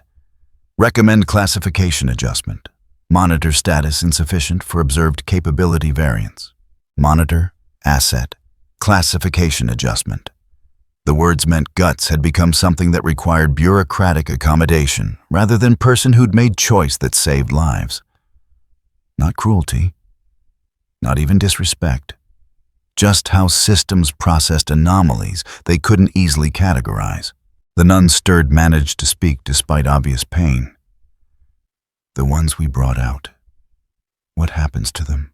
Matthias didn't look up from his documentation. Observation period. 72 hours under blessed containment. If conversion doesn't progress, they'll be transferred to quarantine facilities for extended evaluation. If it does progress... He left the sentence unfinished because everyone present understood how that ended. They asked for help, the nun said. They did. Matthias closed the journal. And we provided what help remained available to them. More than doctrine required. Less than compassion demanded. Welcome to war that's lasted 8 centuries and shows no interest in concluding. He stood approached. The anchorite began conferring with the pilot through prayer protocol that doubled as encrypted communication, coordination for final withdrawal phase, timing, routes, acceptable risk parameters. The machinery of military operations continuing because stopping meant dying, and dying meant someone else had to fill your slot in the line. One of the pilgrims approached Guts, stopping at careful distance. Young, maybe 19, with the kind of face that hadn't yet learned how to hide fear behind professional composure. The foundry, he said. You went back for them. The ones still? He struggled with terminology. Still people. Guts said nothing. Acknowledgement seemed unnecessary. The pilgrim had witnessed events firsthand. Commentary wouldn't add useful information. We're taught that sometimes you have to sacrifice the few to save the many, the pilgrim continued. That faith requires hard choices. That doctrine exists because people centuries ago made these calculations and determined optimal approaches. He paused, working through something internal. But you didn't follow doctrine. No, and we're still alive. Mission still succeeded. The pilgrim looked at his hands, at the rifle he carried, at anything except guts directly. I don't know what that means. Means doctrine has limits, Guts said. Means sometimes you make different choice and accept consequences. What are the consequences? Guts gestured vaguely toward where Matthias conferred with the anchorite, toward the future being written in field journals and official reports. They'll figure out how to classify me. Put me in category that makes sense to people who weren't there. Use me when convenient, manage me when complicated. He tested his damaged knee, grimaced. Same as always. The pilgrim nodded slowly, processing, then retreated to help with the salvaged survivors who'd begun showing signs of waking. Returning to duties, he understood, leaving behind questions that doctrine didn't address adequately. Dawn arrived without fanfare, gray light revealing landscape that warfare had reduced to geography's skeleton. The anchorite's plating caught illumination, transforming it into something that suggested divinity, or at least expensive metalwork. In the distance, artillery resumed its endless conversation, different sector, but close enough to remind everyone that the front never truly rested. Matthias returned from his conference. Anchorite will provide mobile cover for final approach. We move in 10 minutes. Stay within its suppression envelope, and we reach friendly lines before noon. He studied Guts, with expressions suggesting evaluation rather than judgment. You'll need medical attention. Proper facilities, not field triage. I'll manage. You will? Matthias agreed. Question is whether we can manage you. Asset that deviates from doctrine presents challenges beyond tactical employment. Command will want assessment, probably containment protocols, possibly reassignment to sectors where initiative proves less problematic. Guts stood, using Dragon Slayer as crutch because his knee refused to support weight properly. I didn't ask for employment. No. The rift assigned you. Matthias collected his equipment, prepared for movement. We made do with what circumstance provided. Now we determine if continued association benefits either party. Fair assessment. Brutally practical. Guts had been tool of convenience, useful for specific operation, now requiring evaluation against future utility versus present complications. He'd seen this pattern before too. Acceptance when needed management, when possible elimination when convenient. The war adjusted. It always did. They formed up around the anchorite, letting its mass shield them from observations that artillery witch or death commandos might maintain on the sector. The behemoth began walking each step, registering through ground with authority that suggested geological processes rather than mechanical locomotion. The pilot inside maintained prayer rhythm that doubled as stride coordination. Faith and engineering merged into hybrid that defined Trench Crusade's approach to warfare. Guts took position at the formation's edge, close enough for Anchorite's protection, but distant enough that his presence didn't force others into proximity. They clearly found uncomfortable. The nun managed standing, using her blade for support, joining the mobile defensive formation, with determination that suggested she'd walk until her body quit functioning entirely. The salvaged survivors were carried between pilgrims, who handled them carefully, despite obvious discomfort about transporting people marked by Black Grail. 4 lives purchased through doctrine violation. 4 futures uncertain. 4 complications in narrative that would prefer simple numbers and clean conclusions. They covered ground steadily, Anchorite's presence deterring threats that might have materialized otherwise. No ambushes, no bombardment, no final desperate assault. Just march through devastated landscape while dawn light revealed aftermath of operations that had achieved stated objectives while generating questions nobody particularly wanted answered. Friendly lines appeared ahead. Trench systems extending from sector command, like roots from diseased tree. Guards called challenges, received proper responses, opened access to infrastructure that represented civilization's attempt to impose order on chaos that resisted categorization. Matthias went ahead to file preliminary reports, coordinate medical response, initiate processes that would transform lived experience into documentation suitable for command consumption. The nun went to medical facilities that would probably discover her wound had gone septic and require surgery she'd endure through same faith-enhanced pain management that had carried her this far. The pilgrims went to their assigned duties, carrying survivors toward observation facilities and trying not to think too hard about choices that violated training, but produced outcomes they'd wanted anyway. Guts stopped at the trench system's edge before crossing the threshold into controlled territory. Dragonslayer rested against his shoulder, familiar weight that had survived alongside him through more wars than most people lived through at all. The plating sat quiet, waiting, knowing its services would be required again, because that's how their arrangement worked. He didn't wait for orders, didn't seek permission, didn't file official departure request. He just walked following trench lines toward sectors where his presence wouldn't generate reports, his actions wouldn't require bureaucratic accommodation, and his choices remained his own until circumstance dictated otherwise. Behind him, the anchorite continued its vigil. Above him, dawn transformed into morning that promised rain. Around him, the war continued its consumption of territory and lives with mechanical indifference. Somewhere in command, Matthias would write final report. Classify Guts as anomalous asset requiring special handling. File recommendations about deployment parameters and oversight requirements.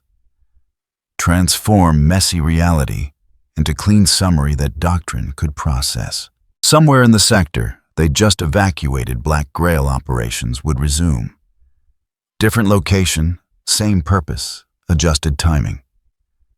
The Foundry's destruction had delayed processes, not ended them. 48 hours bought at cost of people who deserved better, but gotten what remained available. Somewhere further out in sectors, Guts didn't know names for soldiers fought and died. According to calculations, 8 centuries of warfare had refined into grim efficiency. The math continued. The doctrine adapted. The war progressed. And Guts walked through it carrying sword and curse and questions nobody else was particularly interested in answering, heading toward horizons that promised more of the same, because that's what horizons did in wars, that measured duration in centuries instead of campaigns. The war adjusted and kept going. So did he. Chapter 8 wraps up the whole mission when the squad finally links up with a shrine anchorite. It is basically a giant walking church machine that comes in to extract them. But what really stands out is the tension inside the group. The young pilgrim starts to realize that Guts broke every rule to save those 4 people and still made the mission work. At the same time, Matthias is already trying to explain everything on paper and deal with the chaos by marking Guts as a high-risk asset. Guts might actually be the smartest person there.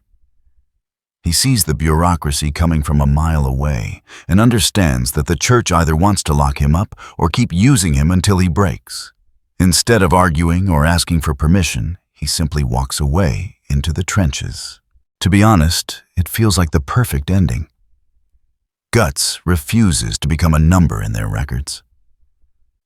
My theory is that Matthias quietly respects that choice. Deep down, he knows that someone who fights like a monster but still protects humanity might be exactly what this centuries-long war needs to finally end. Guess that's the best ending ever for this whole story.